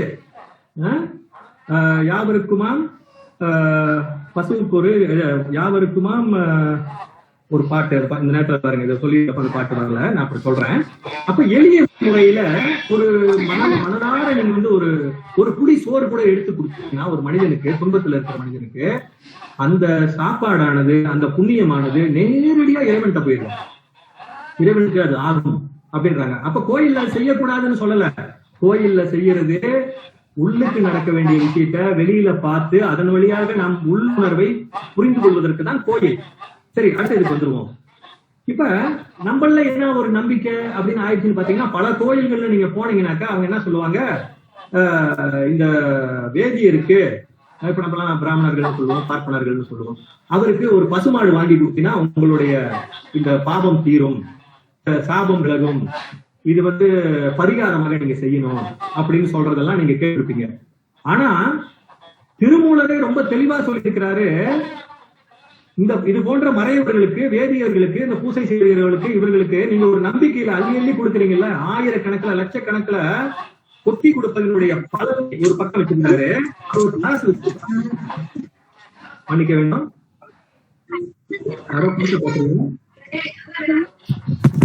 ஐயா மன்னிக்கணும். சித்ராமா, உங்களுடைய மைக் ஆஃப் பண்ணி வைங்க. தொடரலாமா ஐயா? தொடரலாங்க ஐயா, தொடரலாங்க ஐயா, தொடரலாங்க. அப்ப நான் என்ன சொன்னேன்னு கேட்டீங்கன்னா, ஒரு பக்கம் அவர் வந்து ஒரு தராசு பிடிச்சி சொல்றாங்க, ஒரு பக்கம் என்ன வைக்கிறாங்கன்னு கேட்டீங்கன்னாக்கா, இந்த கோயில்கள்ல பணியாற்றி கொண்டிருக்கு, இவர் யாரையும் நான் படிச்சு பேசல, இந்த சத்தர் பாடல்கள் இருக்கிற விஷயத்த மட்டும் சொல்றேன், தெளிவு பெறணும், அது உங்களுக்கு விடுறேன், முடிவு உங்களோட. அங்க போய் ஒரு பசுவை வாங்கி கொடுத்தா சரியாயிரும், அல்லது அவர்களுக்கு வந்து ஒரு உணவு பொருட்கள், காய்கறிகள் இதெல்லாம் கொடுக்கணும், இப்படி எல்லாம் சொல்லுவாங்க பரிகாரம்னு. அதை வந்து ஒரு பக்கம் வைக்கிறாரு ஒரு தட்டுல திருமூலர். அடுத்த தட்டுல என்ன செய்யறாருன்னு கேட்டாருன்னா சொல்றாருன்னா, ஒரு பகல் பொழுதுல ஒருவேளை சாப்பாடு கிட்டும் அப்படின்னு காத்துக்கிட்டு இருந்த ஒருத்தனுக்கு கொண்டு போய் ஒரு சாப்பாடு கொடுக்குறீங்கன்னு வச்சுங்க, அவங்களுக்கு உணவே இல்லை, அவன் பட்டினியில வாடிக்கிட்டு இருக்கான், அவன் ரோட்டு ஓரத்துல இருக்கிறான், எங்கேயோ ஒரு இடத்துல அந்த அந்த அந்த அந்த கோயில் விழுந்து கிடக்கிறது. ஏன்னா மனித உடம்பு கோயில் அல்லவா, அந்த மனித உடம்பு எங்கோ ஒரு இடத்துல அது விழுந்து கிடக்கிறது. அந்த உடலுக்கு, அந்த மனிதனுக்கு நம்ம ஏதோ செய்யணும்னு நினைக்கிறோம் தெரியுங்களா. ஒரு பகல் வேலையில ஒரே ஒரு பொழுது அவனுக்கு ஒரு உணவு நீங்க கொடுத்தீங்கன்னாக்கா, தராசு இந்த பக்கத்துல இருக்கிறது நானா மேல போயிடும், இது கீழே இறங்கிடும், அந்த அளவுக்கு புண்ணிய பலம் இங்கே இருக்கிறது என்பதாகவும் அவர்கள் சொல்லுகிறார்கள். சரி, கோயில் இவ்வளவு முக்கியத்துவம், கோயிலை அடிக்கடி ஒரு மனிதனை அவர்கள் உருவாக்கி, அந்த ஒரு கொள்கையை உருவாக்கி, ஒரு கான்செப்ட் ஒரு கருத்துருவாக்கத்தை உருவாக்கி, அதன்படி அவர்களுக்கு நன்மையை செய்கின்ற உன்னத தன்மையை கொண்ட இவர்கள்ல ஒரு சில சித்தர்கள் வந்து, இப்ப உதாரணமா சிவவாக்கியர் எடுத்துக்கிட்டீங்கன்னாக்கா, நட்ட கல்லை தெய்வம் என்று 4 புஷ்பம் சாத்தியே சுத்தி வந்து முனமுனவென்று சொல்லும் மந்திரம் ஏதடா, நட்டகல்லும் பேசுமோ நாதன் உள் இருக்கையில் சுட்ட சட்டி சட்டுவம் கரிச்சுவை அறியுமோ அப்படின்ற இந்த சிவபாக்கியர் பாடல்ல அறிவு நிலைக்கு போனீங்கன்னா 496வது பாடல். இந்த பாடல் எல்லாரும் எடுத்து, ஒரு சிலர் வந்து இதை வந்து தங்களுடைய தேவைக்காக அல்லது தங்களுடைய பேச்சுக்காக அல்லது அரசியலுக்காக இதனை பயன்படுத்துவார்கள். நட்டக்கல்லுன்னு கும்பிடுங்களா, உங்களுக்கு என்னடா அதுல அப்படி இப்படின்னு நம்ம பேசிக்கிட்டு இருப்போம். இவர் யாருன்னு பாத்தீங்கன்னாக்கா, இவர் இன்னும் ஒரு சில பாடல்கள் நிறைய பாடியிருக்காரு. சிவபாக்கியரை போல சீர்திருத்த கருத்துக்களை சொன்னவர்கள் வந்து குறைவுதான். பெரியார் கொண்டு வந்த சீர்திருத்த கருத்துக்களை மிஞ்சுகின்ற அளவுக்கும் அதை மீறுகின்ற அளவுக்கும் இவர் நிறைய விஷயங்களை சொல்லியிருக்காரு. ஏன்னா பொய் புனையேன், அவங்களுக்கு வந்து அந்த பொய்யான வாழ்க்கை பிடிக்கல. அப்ப அவர் ஒரு வேதியரா இருந்திருக்காரு. அந்த வேதியர் குலத்தில் இருப்பவர்கள் சமயத்தை சரியாக பயன்படுத்தாமல் சமயத்தை கொண்டு தங்களுடைய தேவையை பூர்த்தி செய்து கொள்ளும் மிகப்பெரிய பாவச் செயலை செய்து கொண்டிருப்பவர் பார்க்கிறார். அப்புறம் சாதி என்ற அடிப்படையிலே மனிதர்களை பிரித்து வைத்து இப்படி அவங்க சரி, இவங்க சரி, இதெல்லாம் உங்களுக்கு சொல்ல வேண்டியது அவங்களுக்கு எல்லாம் புரியும். அப்ப மட்டும்தான் சரி, மற்றவங்க எல்லாம் வந்து ரொம்ப தொடக்கூட தீண்டத்தகாத நிலையில கூட உள்ளவங்க, ஒரு காலத்துல கோயில் உள்ள கூட வரக்கூடாது, இறைவனை கும்பிடுவதற்கு அவர்களுக்கு தகுதி இல்லை என்று சொல்லுகின்ற இந்த வழக்கம் எல்லாம் இருந்ததை எல்லாம் பார்த்து பார்த்து பார்த்துதான் அவர் வந்து எரிச்சல்ல தான் அந்த ஒரு மாற்றத்தை கொண்டு வர வேண்டும், அதனுடைய தப்பை எல்லாம் எடுத்து சொல்லி அவர்களை திருத்த வேண்டும், அவர்களுக்கும் ஒரு வாய்ப்பு வழங்க வேண்டும். அவர்களுக்கு என்ன வாய்ப்பு வழங்கணும்? கோயில்ல இருந்து தப்பு செய்யறவன் தான் வந்து நரகத்துக்கு போவான்றாரு. அந்த தப்பு மேல தப்பு. ஏன்னா உனக்கு இறைவன் இயற்கையாகவே தனக்கு சேவை செய்வதற்கு உன்னை படைத்து வைத்தால் நீ அதனை கொண்டு உனக்கே சேவை செய்து கொண்டிருக்கிறாய். அது இறைவனுக்கு நீ செய்யும் சேவையை ஒழுங்காக செய்தால் உனக்கானது தானாக வந்து சேரும். யாரும் வந்து அங்க போய் இலவசமா வேலை செய்யல, தட்டுல வந்து காசு போட்டு போவாங்க. ஆனா இன்னைக்கு நிலைமை எப்படி இருக்கு? அவன் தட்டி தட்டி கேட்கறான், எங்க கொஞ்சம் தச்சனை போடு அப்படின்னு கேட்கற அளவுக்கு போயிடுச்சு. அப்ப என்ன ஆகுதுன்னு பாத்தீங்கன்னாக்கா, நமக்கு அங்கே ஒரு விருப்பமற்ற ஒரு சூழல், ஒரு விரும்பத்தகாத ஒரு சூழ்நிலை உருவாகிறது. அதைத்தான் அவர் கண்டிக்கிறாரு, நிறைய கண்டிக்கிறாரு. அவர் என்ன சொல்றாரு? பாடல்ல சொல்றாரு, இப்ப பாப்பாத்தின்னு சொல்றிய அவளுக்கும் அந்த கீழே இந்த வார்த்தைக்கு மன்னிக்கணும், பறைச்சி அப்படின்னு சொல்லுகின்றீங்களா, இந்த ரெண்டு பெண்ணுக்கும் என்ன வித்தியாசம் இருக்கு அப்படின்னு அவர் கேட்கிறாரு. அவருடைய பாடல்கள் நீங்க எடுத்து பாத்தீங்கன்னாக்கா அதெல்லாம் உங்களுக்கு தெளிவா விளங்கும். அவர் என்ன சொல்றாருனாக்கா, பெண்களை பார்க்கும்போது இந்த வேறுபாட்டுல பார்க்காத, ஆனா பார்க்க வேண்டிய வேறுபாடு என்னன்னு கேட்டா அவள் குணமுடையவளா என்று பார்க்க வேண்டும் என்றார். சிவவாக்கியர் அதுதான் சொல்றாரு. இப்ப எல்லாரும் சொல்லுவாங்க, சிவவாக்கியர் பெண்களை வந்து இப்படி சொல்றாரு, அப்படி இப்படின்னு சொல்லுவாங்க. அருணகிரிநாதர், பத்ரகிரி எல்லாம் பெண்கள் இப்படி தாறுமாறாக இருக்காங்க. அப்படிலாம் இல்ல. அவங்க சொன்னது யாருக்காக சொன்னாங்க, எந்த சூழல்ல சொன்னாங்க? இவர் அந்த சமுதாயத்துக்காக சொல்லப்பட்ட விஷயம். இங்க அந்த சமுதாயத்தில் நடக்கின்ற அநியாயங்களை, தவறுகளை அவர் வந்து சுட்டி காட்டி திருந்திருங்கடா அப்படின்னு சொல்ற. திருந்திவிடு. ஏன்? நீ வந்த வேலை இது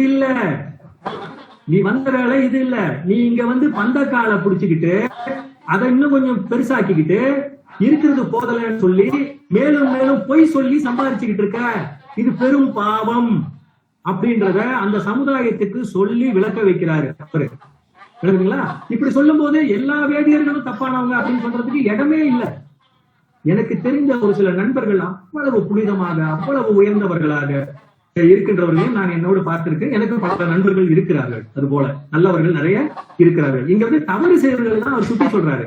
அடுத்த நிலையில பாத்தீங்கன்னாக்கா, அந்த பாடலை கொஞ்சம் நல்லா பாருங்க. அதுல சுட்ட சட்டி சட்டுவம் கரிச்சுவை அறியுமோன்னு கேட்கிறாரு. ஒரு பானையில கரண்டி வச்சிருக்கோம் சட்டுவோனுக்கு, அது உள்ளுக்கு ஏதோ சமைக்கிறோம், கறி, இங்க வந்து கறி சமைக்கிறாங்க.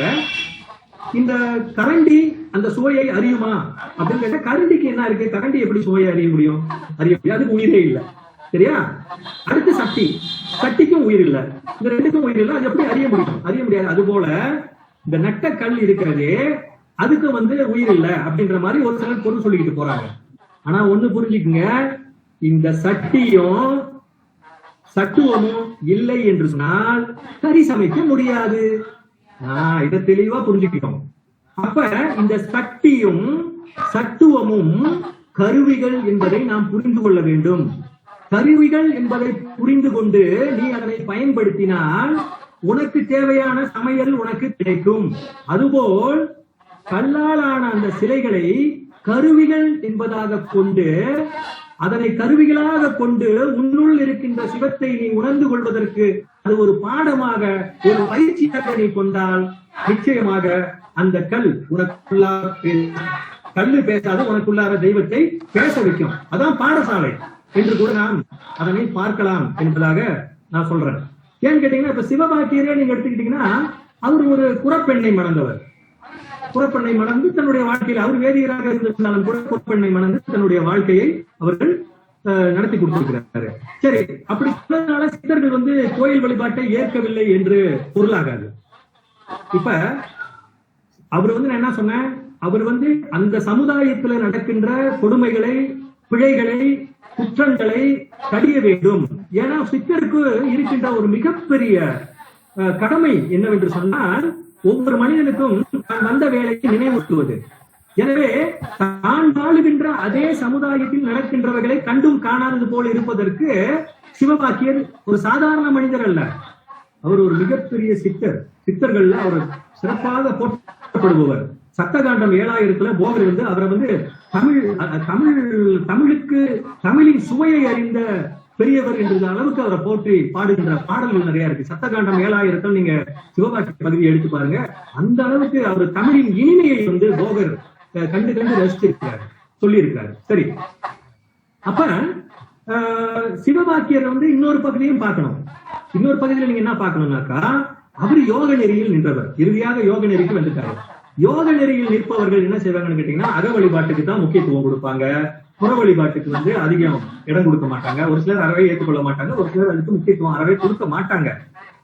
எனவே இந்த உண்மையை நாம் புரிந்து கொண்டால் நமக்கு சிவவாக்கியர் பாடல் வந்து இனிக்கும். ஏன்னா உண்மையை சொல்லும் பொழுது எல்லாருக்கும் சத்தருக்கு வந்து சுடும், உண்மை எப்பொழுதும் சுடும். சரி, ஒரு விஷயம் நம்ம புரிஞ்சுக்கணும். கோயில்கள் மனித உடலின் வெளிக்காட்சி தான். கோயில்கள் மனித உடலின் வெளிக்காட்சி தான். அது ஒரு சட்டகம் நம்மளுக்கு போட்டு காட்டி இருக்காங்க. உன் உடம்பு இப்படிதாண்டா இருக்குது அப்படின்னு. எப்படி இருக்கு? உள்ளம் பெருங்கோயில் வச்சுக்கோ, ஊன் உடம்பு ஆலயம், வள்ளற் பிறார்க்கு வாய் கோபுர வாசல், தெல்ல தெளிந்தார்க்கு சீவன் சிவலிங்கம். இப்ப அந்த கோயிலை பார்க்கும் பொழுது நமக்கு இந்த எண்ணம் வரணும். கொடிமரத்துக்கிட்ட போனீங்கன்னாக்கா அங்க 32 முடிச்சு போட்ட மாதிரி அங்க இருக்கும், அந்த கட்டா இருக்கும். நம்ம முதுகெலும்புல இருக்கிற அந்த 32 மூட்டு அது உள்ளார இருக்கும். இப்ப ஒவ்வொரு பகுதியா நீங்க போனீங்கன்னாக்கா அந்த கோயிலை உணர்ந்து நீங்க பாத்தீங்கன்னா உங்களுக்குள்ளாரையே நீங்கள் பிரயாணம் செய்ய வேண்டும். இப்ப சாதாரண மனிதன் ஒருவன் தனக்குள்ளாரையே உள்ளுக்கு போது எப்படி தேடுறது? தியானத்துல தேடுவோம். ஆனா எளிமையான மக்களுக்கு தியானம் இன்னும் கூடல. அவன் என்ன செய்யறது? கோயிலுக்கு போப்பா, அதான் இருக்கு, போ உள்ள போ, உனக்குள்ள நீ போ, சுத்தி வா, அப்படியே சுத்தி வந்து உனக்குள்ள வந்து சிவலிங்கத்தை பாரு, அது உனக்குள்ளார இருக்குது. அங்க ஒரு சுற்றுலாவை முடிச்சுன்னா உனக்கு உள்ளுக்கு ஒரு செய்ய வேண்டிய சுற்றுலா எப்படி அமையணும்னு நீ ஒரு முடிவுக்கு வந்துருவ என்பதை காட்டுவதற்காகத்தான் இந்த கோயில்கள் இருந்திருக்கின்றன. இந்த கோயில்கள் வந்து பாடசாலைகளாக இருக்கின்றன அப்படின்னு நமக்கு தெரியுது. அப்படி இல்லைன்னா அது இல்ல கருத்து, நீங்க சொல்றது கருத்து இல்ல சார், நீங்க ஏதோ ஒப்புக்கு சொல்ற மாதிரி இருக்கு அப்படின்னா அப்படி இல்ல. ஏன்னு கேட்டீங்கன்னாக்கா நீங்க பாருங்க, போகர் இருக்கார்ல, இவர் பெரிய சித்தர். போகர் வந்து நிறைய எழுதியிருக்காரு, பெரிய சித்தர். இந்த போகர் வந்து என்ன செஞ்சிருக்காரு? பழனியில முருகன் சிலையை, நவபாசான சிலையை அவர் தான் செஞ்சிருக்காரு. நவபாசான சிலையை அவர் தான் செய்ததாக குறிப்புகள் சிறப்பாக இருக்கிறது. எல்லாரும் ஏற்றுக்கொண்டு ஒரு விஷயம். இப்பொழுது இன்னொரு கருத்தும் இருக்கு. அவர் வந்து 2 செஞ்சிருக்கிறாரு, 1 கிடைச்சிருச்சு இருக்கு இயற்கையா. அந்த 1 வந்து பொறுப்பற்றவர்கள் பின்னால சொல்லி தங்களுக்கு தேவையான அளவுக்கு எடுத்ததுனால சிலையும் பாதிக்கப்பட்டுச்சுன்ற செய்திகள் எல்லாம் தமிழ்நாட்டில் இருக்கிறவங்களுக்கு என்னை விட இன்னும் தெளிவாக தெரியும் என்பதை நான் அறிவேன். அப்ப அந்த சிலை, அந்த நவபாசான சிலையவே செய்தவர் வந்து இவர் தான். யாரு? போகர். எதுக்காக செய்யணும்? இவர் சித்தர் தானே, இவர் ஏன் நவபாசான சிலையை செய்யணும்? அப்ப கோயில் வழிபாட்டை அவர்கள் மறுக்கவில்லை. கோயிலிலே நடக்கின்ற தப்பான காரியங்களை, தவறான செய்கைகளை தான் அவர்கள் வெறுத்திருக்கிறார்கள், கண்டித்திருக்கிறார்கள் என்று நாம் சொல்ல வேண்டும். சரி, அதை விடுங்க. தஞ்சை பெரிய கோயிலுக்கு போனீங்கன்னாக்கா உங்களுக்கு எல்லாருக்கும் தெரியும், கருவூர் தேவரை தொடாமல் தஞ்சை பெரிய கோயிலை பத்தி பேச முடியாது. அங்க அந்த சிவலிங்கத்தையும் ஆவுடையாரையும் இணைக்கின்ற அந்த மருந்து செய்யறதுன்னு சொல்லுவாங்க, பந்தனம் சொல்லுவாங்க. அத அந்த பந்தனம் செய்தல யாராலையும் ஒண்ணும் பண்ண முடியாத கட்டத்துல இவர் தான் போய் அந்த பந்தனம் பண்ணி அந்த ஆவுடையாரை அந்த லிங்கத்தோடு இணைத்து நிறுத்தினார் அப்படின்ற ஒரு கருத்து உண்டு. இன்னும் ஒரு சிலர் என்ன சொல்றாங்கன்னாக்கா, இவர் வந்து ராஜராஜனோட குரு. யாரு? கருவூர் தேவர். இவருடைய அறிவுரையின் பேரிலும் வழிகாட்டுதலின் பேரிலும் தான் பெரிய கோயிலே கட்டப்பட்டது அப்படின்னு சொல்லுவாங்க. இன்னும் ஒரு சில செய்வழி செய்திகள் என்ன சொல்லுதுனாக்கா, அந்த பெரிய கோயிலில் இருக்கின்ற சிவலிங்கமானது மிகப்பெரியது. நீங்க பார்த்திருப்பீங்க, உங்களுக்கு தெரியும். வாசல் சின்னதா இருக்கும். எப்பொழுதுமே மூர்த்தியை அமைத்து விட்டு கோயில் கட்டுகின்ற வழக்கம் பெருவாரியாக இல்லை. இது பொதுமக்கள் மத்தியில இது உண்மையா இல்லையன்றதை நீங்க பாத்துங்க. கிடைத்த செய்திகள், மக்கள் பேசுகின்ற செய்தியை நான் உங்களுக்கு முன்வைக்கின்றேன். அப்ப கோயிலை கட்டின பிறகு இவ்வளவு பெரிய சிவலிங்கத்தை எப்படி உள்ள கொண்டு போறது அப்படின்னு கொண்டு போக முடியாத ஒரு நிலை இருந்ததாக சொல்லுவார்கள். அதனை தன்னுடைய சக்தியை கொண்டு சிவலிங்கத்தை சிறியதாக்கி உள்கொண்டு போய் வைத்து மறுபடியும் அதை பெருசாக்கி கொடுத்தவரு கருவூர் தேவர் தான் அப்படின்னு சொல்லி ஒரு கருத்தும் உண்டு. இந்த கதை, இது செவிவழி கதை, அதுவும் உண்டு. அப்ப இந்த கோயிலோடு அவர்களுக்கு இருந்த அந்த தொடர்பு உங்களுக்கு மிக தெளிவாக தெரியும். இன்னைக்கும் போனீங்கன்னா பெரிய கோயிலுக்கு பின்னால கருவூர் தேவருக்கு ஒரு அழகான சன்னிதானம் இருக்கு. அங்க ஒரு வேப்ப மரம் இருக்கு. அங்க ஒரு சின்ன கோயில். அந்த இடத்துல கொஞ்ச நேரம் உட்கார்ந்து தியானம் பண்ணிப்பாங்க. கருவூர் தேவர் சித்தரை எண்ணி கொஞ்ச நேரம் ஒரு தியானத்துல ஈடுபட்டீங்கன்னா, தியான பயிற்சி உள்ளவர்கள் மிக எளிமையாக பல செய்திகளை நீங்கள் தெரிந்து கொள்ளக்கூடிய வாய்ப்பு உங்களுக்கு கிடைக்கும் என்பதை சொல்லிக் கொள்கின்றேன். இதே கருவூர் தேவருடைய கருத்தில் வாழ்க்கை வரலாற்றில் இன்னொரு செய்தியை சொல்றாங்க. அந்த செய்தி என்னன்னு பாத்தீங்கன்னாக்கா, சிதம்பர நடராசர் கோயில்ல கூத்தப்பெருமானினுடைய திருமேனியை உருவாக்க வேண்டும், அதை பொன்னால் செய்ய வேண்டும் என்று ஆணை, அரசன் ஆணை. ஆனால் அவர்கள் என்னென்னமோ சிற்பிகள் என்னென்னமோ முயன்று பார்க்கிறார்கள். அது பொன்னால் அதனை வார்க்க முடியவில்லை. ஏன்னா வெறும் பொண்ணுல அதை வார்க்க முடியாது, அதுல செம்பு கலந்தாதான் வார்க்க முடியும். அது உங்களுக்கு எல்லாம் தெரிஞ்ச விஷயம் தான்.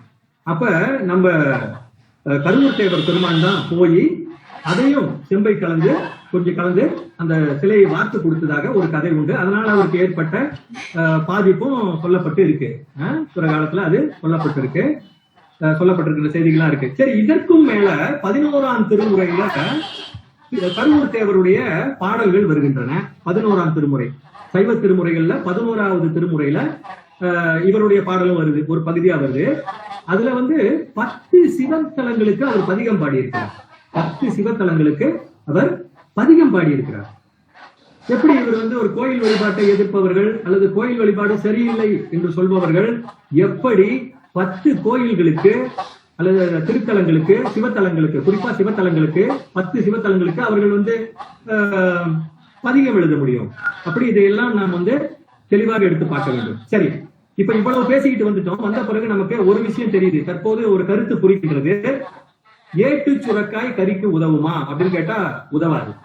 இதையெல்லாம் நம்ம ஒரு சிலர் நீங்க கேட்டீங்கன்னா சித்தர் பாடல்கள் எல்லாம் அப்படியே என்ன சொல்லுவாங்க, டேப் ரெக்கார்டர் அல்லது கம்ப்யூட்டர் மாதிரி சொல்லுவாங்க. அப்படியே சொல்லிக்கிட்டே இருப்பாங்க, எத்தனை பாடல் வேணும் உட்காந்து கேளு அப்படின்னு. இப்ப இதனால எந்த பலனும் இருக்கா அப்படின்னு கேட்டாக்கா, சுவாமி ராமான்னு ஒரு பெரிய ஞானியர் இருக்கிறாரு. அவர் leading with the Himalayan masters, leading with the Himalayan masters ஒரு நூல் எழுதியிருக்காரு. அருமையான நூல், எல்லாரும் படிக்க வேண்டிய நூல். அந்த நூல்ல அவர் என்ன சொல்றாருன்னு கேட்டீங்கன்னா, knowing is useless without practice. தெரிந்திருக்கிறது என்பது பழக்கத்துக்கு கொண்டு வராமல் இருப்பது பயனற்றது. ஏட்டு சுரக்காய் கறிக்கு உதவாது. எவ்வளவு வேணா நீங்க கத்துக்க, என்ன வேணா கத்து, உதவாது. Knowledge is மியர் information. அப்ப இந்த அறிவுன்றது, இந்த அறிவு என்ன அறிவு? அது ஒரு இன்ஃபர்மேஷன், அது ஒரு தகவல். நமக்கு தகவல் வந்திருக்கு, அவ்வளவுதான். Practice gives direct experience. பயிற்சி என்பது நேரடியான அறிவை நமக்கு கொடுக்கிறது. Direct knowledge. சொல்லுது இன்டைரக்ட் நாலேஜ், இன்னொருத்தரோட அறிவை நம்ம எடுத்து பேசுவது. இவர் சொல்றது எது முக்கியம்னு கேட்டீங்கன்னாக்கா, direct knowledge which alone is valid knowledge. இந்த நேரடியாக பெறுகின்ற அறிவு இருக்கிறதே, தன்னை அறியும் அறிவு, இதுதான் உண்மையான அறிவு. அதாவது தன் அனுபவமே உண்மை அறிவாக முடியும். மற்றவை பிறர் அறிவு, அதை நீ சுமக்காதே, சுய அறிவை தேடு அப்படின்வாங்க. இப்ப ஒரு சிலர் பாத்தீங்கன்னாக்கா ஒரு சமய நூலை கையில வச்சுக்குவாங்க. அந்த சமய நூலை கையில வச்சுட்டு உலகத்துல இருக்கிற அத்தனை விஷயங்களும் அங்கதான் சொல்லப்பட்டிருக்கு, அதுதான் சரியானது, அதை விட்டா வேற எதுவுமே சரியில்லை அப்படின்னு சொல்லிக்கிட்டு ஊர் ஊரா தெரிஞ்சுக்கிட்டு இருப்பாங்க. இப்ப இவங்க கிட்ட என்ன பிரச்சனைன்னு கேட்டீங்கன்னாக்கா, ஒரு நூலில் சொல்லப்பட்ட ஏதோ ஒரு விஷயத்தை தங்களுடையதாக அதனை எடுத்துக்கொண்டு அதனை மக்கள் மத்தியிலே கொண்டு போய் சேர்ப்பதற்குரிய முயற்சிகளை பொருள் காரணமாகவோ அல்லது புரியாத அருள் வேட்கை காரணமாகவோ அவர்கள் அதனை தொடர்ந்து செய்து கொண்டிருக்கிறார்கள். இந்த ஒரு அவலம் நம்மிடம் நடந்து கொண்டிருக்கிறது. அப்ப ஒரு விஷயம் இப்ப நம்ம ஒரு பெரிய சொத்து எல்லாருக்கிட்டையும் இருக்கு. எல்லா மனிதர்களுடைய ஒரு அற்புதமா அப்படின்னு கேட்டீங்கன்னாக்கா, நிச்சயமாக நம்முடைய உடம்பு தான். அந்த உடம்புக்குள்ளார இருக்கின்ற மனம்தான். இந்த ரெண்டும், உடம்பும் அதோடு சேர்ந்து இருக்கின்ற மனம். இதை எப்படி இயக்குவது, இதை எப்படி செயல்படுத்துவது? இப்ப நம்ம அதை செயல்படுத்தி அடைய வேண்டிய, அதாவது இந்த வந்த வேலையை முடிக்க வேண்டும். இந்த பிறவி எடுத்ததற்கான வேலையை நாம் முடிக்க வேண்டும். அதை எப்படி செய்வது? இதைத்தான் சித்தர் இலக்கியங்கள் முறையாக நமக்கு பரிந்துரை செய்கின்றன. சித்தர் இலக்கியங்கள் எதற்கு நமக்கு தேவை என்று சொன்னால், இந்த உடல் நமக்கு கிடைத்து விட்டது, எல்லாருக்கும் கொடுக்கப்பட்டு விட்டது. அந்த உடலை கொண்டுதான் எல்லாத்தையும் நம்ம சாதிக்கணும். அதை எப்படி சாதிக்க வேண்டும் என்பதை சொல்கிறது. அப்ப இங்கதான் நம்ம பார்க்க வேண்டிய ஒரு முக்கியமான இடம் ஒண்ணு வருது. இந்த முக்கியமான விஷயத்தை நம்ம இப்ப பார்ப்போம். இங்கதான் அண்ட பிண்ட தத்துவம் என்கின்ற அந்த தத்துவத்தை நாம் பார்க்க வேண்டும். அந்த தத்துவத்தில் சொல்லப்படுகின்ற பயிற்சிகளை எல்லாம் நாம் கடைபிடிக்க முடிந்தால் நிச்சயமாக சித்தர் இலக்கியங்கள் என்ன சொல்கின்றன என்றால், உங்களுக்கு அந்த வந்ததற்கான வேலையை செய்வதற்குரிய வாய்ப்பு தெளிவாக அமையும் என்று இருக்கிறது.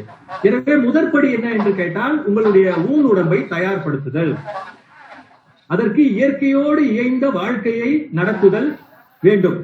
இப்ப உங்களுக்கு ஒரு விஷயம், நானா இயற்கையோட தானே இருக்கேன், நாங்க என்ன வேற பறந்துகிட்டு அங்கேயா போய்கிட்டு இருக்கோம் அப்படின்னா அப்படி இல்லை. இப்போ உதாரணத்துக்கு எப்படின்னா, ஒரு உலகம் நடக்கிறதுன்னு சொல்றாங்க, உலகம் நடக்குதுன்றாங்க. எப்படி நடக்குது? உலகத்துக்கு காலா இருக்கு அப்படின்னு கேள்வி கேட்கலாம். உலகம் எப்படி நடக்குதுன்னு கேட்டீங்கன்னா, ஒரு பகல் ஒரு இரவு, ஒரு நாள் முடிஞ்சு, ஒரு பகல் ஒரு இரவு, இப்படியாக உலகம் நடந்துகிட்டு இருக்கு. அப்ப இந்த உலகத்தை ஒட்டு மொத்தமா நீங்க வச்சு பாத்தீங்கன்னாக்கா ஒரு பகல் என்று சொல்வது சூரிய ஆதிக்கமாக இருக்கிறது, ஒரு இரவு என்பது மறுபாதி சந்திர ஆதிக்கமாக இருக்கிறது. அப்ப சூரிய ஆதிக்கமாகவும் சந்திரன் ஆதிக்கமாகவும் இந்த இயற்கையானது மாறி மாறி மாறி மாறி அது நடக்குது. ஒரு அடி வந்து சூரியன், இன்னொரு அடி சந்திரன். நம்மளுக்கு இப்படி சொன்னாக்கா பாரு சூரியனா சந்திரனா, அது அப்படி இல்ல. அந்த சூரிய ஆதிக்கத்து நேரத்துக்காக அதனை அடி, ஒரு அடி சூரியன், இன்னொரு அடி சந்திரன் அப்படின்னு சொல்றோம். இப்ப நம்ம என்ன செய்யறோம், இந்த சூரிய ஆதிக்கத்தின் போது செய்ய வேண்டிய வேலைகள் எல்லாம் சுறுசுறுப்பா இருந்து காரியங்கள் எல்லாம் ஆட்டணும், பகல் நேரத்துல செய்ய வேண்டிய காரியங்கள் எல்லாம் செய்யணும். சந்திர ஆதிக்கம் வரும்போது நம் உடலில் இருக்கின்ற உறுப்புகள், உள்ளுறுப்புகள் எல்லாம் ஓய்வு எடுக்க வேண்டிய நேரம். ஆனா இன்னைக்கு நம்ம என்ன பண்ணிக்கிட்டு இருக்கோம்னு பாத்தீங்கன்னாக்கா பகல் ஆடி கடுமையா வேலை செஞ்சு எல்லாத்தையும் முடிச்சுட்டு இரவு நேரத்திலையும் ரொம்ப நேரம் கண் விழிச்சு, குறிப்பாக இணையம் வழி, கைபேசி வழி, அப்புறம் தொலைக்காட்சி, வானொலி, இப்படி எல்லாத்தையும் கொண்டு நம்ம இரவிலும் வந்து நம்மளுடைய உள்ளுறுப்புகளுக்கு ஓய்வு கொடுக்காமல் அதையும் சேர்த்து, இன்னும் ஆங்கிலத்தில் சொன்னா ஓவர் ஒர்க்கிங், அதிகப்படியான துன்பத்தை அவற்றுக்கு நாம் வழங்குகின்றோம்.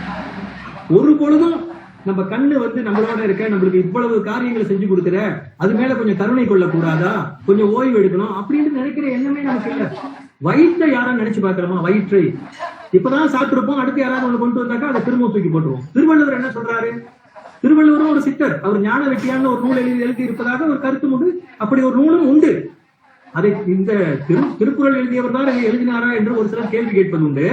ஆனால் ஞான வெட்டியான் என்று சொல்லுகின்ற அந்த நூல் திருவள்ளுவர் எழுதியதாக அவருடைய பேரிலேயே வெளியீடு கொண்டிருக்கிறது. தமிழ்நாட்டுல கிடைக்க எடுத்துப்பாரு.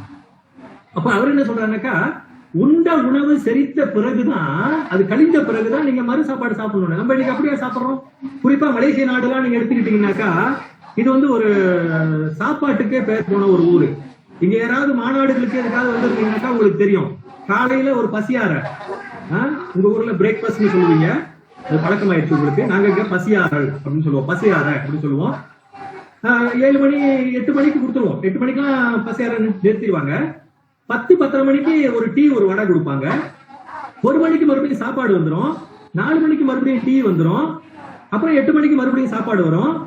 அப்புறம் இரவு நேரம் இன்னும் தொடர்ந்து போனுச்சுன்னா இன்னொரு முறை ஒரு டீயோ அல்லது ஏதோ ஒரு பலகாரங்களோ, நீங்க வந்து டிஃபன் சொல்லுவீங்களா, அந்த டிஃபன் மாதிரி கொடுப்பாங்க. அப்ப எத்தனை முறை ஆகி போச்சு பாருங்க. அப்ப வாழ்க்கை முறையில ஒரு ஒழுக்கம் இல்லாமல் நாம் வந்து இந்த அதை ஒரு உபச்சரணை என்ற கருத்திலோ அல்லது வசதி இருக்கின்றது என்கின்ற காரணத்தினாலோ அதை அனுபவிக்க வேண்டும் என்கின்ற எண்ணத்தினாலோ நாம் தொடர்ந்து தேவையில்லாத காரியங்களை செய்து உடலை பெருக்கிக் கொண்டு நோயை நாம் வாங்கிக் கொள்கிறோம். வாயை கட்டினால் நோயை கட்டலாம் என்று சொல்லுவார்கள். ஆனால் பெருவாரியான மக்கள் வந்து வாயை கட்டுவது கிடையாது. சரி, அப்ப அந்த ஒரு விஷயத்தை நம்ம புரிஞ்சுக்கணும். அப்ப சூரிய ஆதிக்கத்தில் இருக்கும் போது நாம் சூரியனோடு இணைந்து செயல்பட வேண்டும். அந்த நேரத்தில் தூங்கிட்டு இருக்க கூடாது, அது தூங்குறதுக்கான நேரம் இல்ல. அதே போல சந்திர ஆதிக்கம் வந்துருச்சுனாக்கா நம்ம தூங்குற நேரம், சந்திர ஆதிக்கம் வரும்பொழுது தூங்குற நேரம், தூங்குற நேரத்தில் நம்ம தூங்கணும். தூங்குறதுனா நம்மளுடைய உள்ளுறுப்புகள் வந்து தம்மை புதுப்பித்துக் கொள்வதற்குரிய வாய்ப்பு இல்லை என்று சித்தர் இலக்கியங்கள் சொல்லுகின்றன. அப்படி புதுப்பிப்பதற்கான வாய்ப்பு இல்லைன்னா என்ன ஆகும்? போக போக அது தொல்லை கொடுக்க ஆரம்பிக்கும். ஏன் தொல்லை கொடுக்க ஆரம்பிக்கும்? நம்ம அதை அளவுக்கு மீறி பயன்படுத்த ஆரம்பிச்சிட்டோம், அதை போட்டு நம்ம தொல்லை பண்ண ஆரம்பிச்சிட்டோம். ஆகும். அப்ப இந்த விஷயத்தை நம்ம புரிஞ்சுக்கிட்டோம்னு வச்சுங்களேன், நமக்கு மற்ற விஷயங்கள் தெளிவாக புரியும். இப்ப ராஜ உறுப்புகள் அப்படின்னு சொல்லி மொத்தம் ஒரு 12 உறுப்புகளை உடம்புல சொல்லுவாங்க. அதுல வந்து 4 உறுப்புகளை வந்து ரொம்ப முக்கியமா சொல்லுவாங்க. அந்த 4 உறுப்புகள்ல வந்து நுரையீரல் ஒண்ணு, அடுத்தது வந்து மண்ணீரல், அடுத்தது சிறுநீரகம், அப்புறம் கல்லீரல். இதெல்லாம் வந்து ஓய்வு பெறுவதற்கு ஒவ்வொன்றுக்கும் ஒரு ஒரு காலகட்டம் இருக்கு. இப்ப உதாரணத்துக்கு நம்ம ஒண்ணு எடுத்துக்குவோம். உதாரணத்துக்கு ஒண்ணு எடுத்துக்கிட்டீங்கன்னாக்கா நுரையீரல் வச்சுக்குவோம். நுரையீரலுக்கு ஒரு காலகட்டம் கொடுத்துருக்காங்க. விடிய கால 3 மணில இருந்து 5 மணி வரைக்கும் அது உயிர் சக்தி ஓட்டம் உச்சத்துல இருக்குமா. நுரையீரலுடைய உயிர் சக்தியின் ஓட்டம் உச்சத்துல இருக்கிறது எப்பன்னு கேட்டீங்கன்னாக்கா அந்த 2 மணி நேரம், விடிய கால 3ல இருந்து 5 வரைக்கும். இந்த நேரத்துல அமுத காற்று வீசும் அப்படின்றாங்க. இததான் பிரம்ம முகூர்த்தம் அப்படின்னு சொல்லுவாங்க. இந்த அமுத காற்றுன்னா என்னது? அமுதம் என்பது என்ன? உண்டாரை நீண்ட நாள் வாழ வைப்பது அப்படின்னு சொல்லுவாங்க தமிழ்ல. அப்ப அந்த காற்று அமுத காற்றுனா அதை சுவாசித்தால் நம்ம என்ன ஆகும்? நீண்ட நாள் வாழ்வோம் என்பது பொருள். நம்மள பல பேர் என்ன செய்யறோம்? விடிய விடிய 10, 11, 12 வரைக்கும் இருந்துட்டு இந்த 3, 5 இதெல்லாம் வந்து எழுந்திருச்சு தியானம் செய்வதற்கோ பயிற்சி செய்வதற்கோ இடமே கிடையாது. இவன் தூங்கி 8 மணிக்கு எழுந்திரிச்சாலே பெரிய விஷயம், 7 மணிக்கு எழுந்திரிச்சாலே பெரிய விஷயம் அப்படின்ற அளவுக்கு போயிடுச்சு. அப்ப இயற்கையாக இறைவன் நமக்கு வைத்திருக்கின்ற இந்த அமுத காற்றை பயன்படுத்திக் கொள்ளாத பித்தர்களாக நாம் வாழ்ந்து கொண்டிருக்கின்றோம் என்பதைத்தான் நாம் உணர வேண்டும். இந்த நேரத்துல உட்கார்ந்து தியானம் செய்தால் என்ன ஆகும் அப்படின்னு கேட்டீங்கன்னாக்கா, இந்த அமுத காற்று என்பது அதிகப்படியான பிராண சக்தியை கொண்டது. அது உங்கள் உடம்புக்குள்ளார போய் உடலுக்குள்ளார அதிகமாக சேரும் பொழுது ஆயுள் நீளும் அப்படின்னு சொல்றாங்க. இப்படி ஒவ்வொரு இதுக்கு எல்லாமே வந்து நம்மளுக்கு சொல்லப்பட்டிருக்கு, அதையெல்லாம் நம்ம பார்க்கணும். ஆனால் இன்னொரு விஷயம் நம்ம புரிஞ்சுக்கணும், இந்த சித்தர்கள் வந்து சாதாரண ஆள் கிடையாது. சித்தர்கள் வந்து உடல் கூறு நிபுணர்கள் அப்படின்னு நம்ம சொல்லலாம். அவங்களுக்கு ஒவ்வொரு பிரிவும், உடலினுடைய ஒவ்வொரு பிரிவையும் சாதாரண மொழியில சொல்லுவீங்கல்ல, பிரிச்சு மேய்ஞ்சிருக்காங்கன்னு, அந்த மாதிரி எல்லாத்தையும் பிரிச்சு மேய்ஞ்சிருக்காங்க. ஒரே ஒரு பாடல உங்களுக்கு நான் இப்ப உதாரணத்துக்கு சொல்றேன். கூறுவேன் தேகமது என்னவென்றால் சொல்றாரு பாருங்க. உடம்புனா என்னன்னாக்கா, இது கேட்டா ஏதோ விளையாட்டா இருக்கிற மாதிரி இருக்கு இந்த பாட்டு, என்னையா இதுல சொல்றாங்க அப்படின்னு. குருபரனே எலும்புகளை காலாய் கட்டி நாட்டி, எலும்புகளை காலாய் நாட்டி இருக்காங்களாம். வன்மையுடன் நரம்பினால் வலித்து கட்டி, மன்னிக்கணும், மறுபடியும் சொல்றேன். கூறுவேன் தேகமது என்னவென்றால் குருபரனே எலும்புகளை காலாய் நாட்டி, எலும்புக்கு துவாரமிட்டு வன்மையுடன் நரம்பினால் வலித்து கட்டி, தேறுதலாய் இரத்தத்தை உள்ளே ஊற்றி தோற்றமுடன் அதன் மேலே தோலை மூடி ஆறுதலாய் வாயுதனை உள்ளடக்கி அப்பனே தேகமென்ற கூடு உண்டாச்சே அப்படின்னு ஒரு பாட்டு. இத கேட்டாக்கா என்னமோ ஒரு சிறு பிள்ளைகள் சொல்ற மாதிரி காலை நட்டுனாங்க எலும்புல, அப்புறம் அதுல நரம்ப வச்சு கட்டுனாங்க அப்படி இப்படின்ற மாதிரி இருக்கும். இதுல வர்ற 5 விஷயங்களை நம்ம தெளிவா பார்க்கணும். 5 விஷயங்களை. 1, எலும்பு மண்டலங்கள்னு ஒரு பகுதி உண்டு, அதான் அவங்க சொல்றாங்க. எலும்பு மண்டலம் சொல்றாங்க, அத ஒரு பகுதி உண்டு, அதையும் பாருங்க. 3வது தசை மண்டலம் அப்படின்னு அவங்க சொல்றாங்க, அதையும் நம்ம பார்க்கணும். அதுதான் அந்த தோலுக்கு கீழே இருக்கிறது எல்லாம் தசை மண்டலம். அப்புறம் வந்து இரத்த ஓட்ட மண்டலம்னு ஒண்ணு இருக்குது, அந்த இரத்த ஓட்டம் தான் கிடைச்சா சொல்றாங்க. இது 4. இந்த 4க்கு அப்பால வந்து மூச்சு மண்டலம், காற்று மண்டலம் என்று உடலுக்குள்ளார இருக்கின்ற அந்த பகுதி அவங்க சொல்றாங்க. அப்ப இந்த 4 ஒரு மனிதன் சரியா பாத்துக்கணும். எது எதை? எலும்பு மண்டலத்தை சரியா வச்சுக்கணும், நரம்பு மண்டலத்தை சரியா வச்சுக்கணும், தசை மண்டலத்தை சரியா வச்சுக்கணும், ரத்த மண்டலத்தை சரியா வச்சுக்கணும். அப்ப இதுக்கு என்ன? உணவு, பயிற்சி, அவர்கள் சொல்லுகின்ற மருந்து. இப்ப சொன்னோம் இல்லையா, காலையில 3ல இருந்து 5 வந்து அது அமுத காற்று நேரம்னு, அந்த நேரம் இதையெல்லாம் பயன்படுத்துகிறவர்களுக்கு இதெல்லாம் சர்வசாதாரணமா அமையும். இந்த 4 விஷயங்களை எந்த அளவுக்கு நாம் ஓம்புகிறோமோ, உடம்பை நான் இருந்து ஓம்புகின்றேனே, உடலுக்குள் ஒரு பொருள் கண்டேன். யாரு? திருமூலர் சொல்றாரு, உடலுக்குள் ஒரு பொருள் கண்டேன். அப்ப உடலுக்குள் உத்தமன் கோயில் கொண்டான் என்று உடம்பை யான் இருந்து ஓம்புகின்றேனே. அந்த ஓம்புதல் என்பதுதான் அந்த உடம்பை பாத்துக்கிறது. என்ன பாத்துக்கிறது? எலும்பு மண்டலம், நரம்பு மண்டலம், தசை மண்டலம், ரத்த மண்டலத்தை நீங்க நல்லா பாத்துக்கிட்டா அது எந்த அளவுக்கு சிறப்பாக இருக்கிறதோ அந்த அளவுக்கு மூச்சு காற்று உங்க உடம்புல நிலையா நிற்கும், நல்லா இருக்கும். மூச்சு காற்று கைப்பற்றதாக அங்க இருந்தா உங்களுடைய உடல் சிறப்புடையதாக இருக்கும். என்னென்ன நடக்கும்? அடுத்து இன்னொரு 4 மண்டலம் இருக்கு உடம்புல, அவங்க சொல்றாங்க. சித்தர்களுடைய கருத்து இதெல்லாம் சயின்டிஸ்ட் பிரிச்சு வைக்கிறாங்க. எந்த ஆளையும் தூக்கி போட்டு வெட்டிலாம் பார்த்தது கிடையாது, எல்லாம் ஞானத்தால் பெற்றது, ஞான அறிவால் கிடைத்த செய்திகள். அவங்க சொல்றாங்க ஜீரண மண்டலம் அப்படின்னு ஒண்ணு, சிறுநீரக மண்டலம், இனப்பெருக்க மண்டலம், நாணமில்லா சுரப்பிகள் மண்டலம் அப்படின்னு இன்னும் ஒரு 4 மண்டலம். ஒவ்வொன்றும் சொல்லலாம், நேரம் போதாதனால அதை முடிச்சிடுறேன். இவ்வகையில 9 மண்டலங்களை பற்றி அவர்களில் ஏற்படக்கூடிய பாதிப்பு. இந்த உடம்புல எலும்பு மண்டலம், நரம்பு மண்டலம், தசை மண்டலம், ரத்த ஓட்ட மண்டலம், மூச்சு மண்டலம், ஜீரண மண்டலம், சிறுநீரக மண்டலம், இனப்பெருக்க மண்டலம், நாணமில்லா சுரப்பி மண்டலம், இந்த 9ஆக அவர்கள் பிரித்து இந்த 9 பகுதிகளை எப்படி சரிப்படுத்துவது, இந்த 9 பகுதிகளுக்கு பிரச்சனை வந்தா என்ன செய்வது என்று மருத்துவத்தை உருவாக்கி காமிச்சாங்க. சித்த மருத்துவம் மிகப்பெரிய ஒரு விஷயம். அதை பேசுறதுனா ஒரு நாள் முழுக்க பேசலாம். சித்த மருத்துவத்தை ஒரு நாள் வாய்ப்பு இருந்தா நம்ம பேசலாம். அப்ப இதுல வந்து என்னென்ன செய்யணும்? இதை பாதுகாக்கணும். இருந்து ஓம்புகின்றேனே, பாதுகாக்கணும்னா இந்த மண்டலங்கள் எல்லாம் பாதுகாக்கணும்னா உங்க உணவு முறை உங்களுக்கு தெரியணும். உணவே மருந்து, மருந்தே உணவுன்னு சொன்னாங்க. தமிழர்கள் என்ன சொன்னாங்க, சித்தர்கள் என்ன சொன்னாங்க, சித்தர் பாடல்ல ஒரு கருத்தை சொல்லிட்டு நான் போறேன் அடுத்ததுக்கு. சித்தர் பாடல் என்ன சொல்றான், ஒரு மனிதன் காலையில் சூரியன் உதிக்கிறது, மாலையில் சூரியன் மறைகிறது. இந்த சூரியன் உதித்து மறைகின்ற இந்த காலகட்டத்துக்குள் ஒரு நல்ல திடகாத்திரமான மனிதன் எவ்வளவு தூரம் நடப்பானோ, சாதாரணமா எவ்வளவு தூரம் நடப்பானோ, ஒரு சூரியன் உதித்து மறைவதற்குள்ளார அவன் எவ்வளவு தூரம் நடக்க முடியும் பாத்தீங்கன்னா, ஒரு நல்ல ஒரு திடகாத்திரமான ஒரு மனிதன் எவ்வளவு தூரம் நடப்பானா 70 இருந்து 80 கிலோமீட்டர் நடக்கலாம். 70 இருந்து 80 கிலோமீட்டர் நடக்கலாம். பயிற்சியும் முயற்சியும் உடையவர்கள் இன்னும் அதிகமாகவே நடக்கலாம். அப்ப அவர் என்ன சொல்றாரு, அந்த தூரத்துக்குள் விளைகின்ற உணவு வகைகள் உன் உடம்புக்கு பொருந்துவன, அந்த உணவுகளை நீ உண்டால் உனக்கு நல்லது.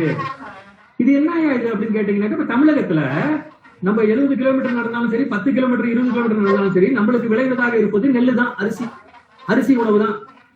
ஆனா இன்னைக்கு நம்ம பரோட்டான்னு நீங்க சொல்லுவீங்க, அது கோதுமையிலிருந்து வருவது.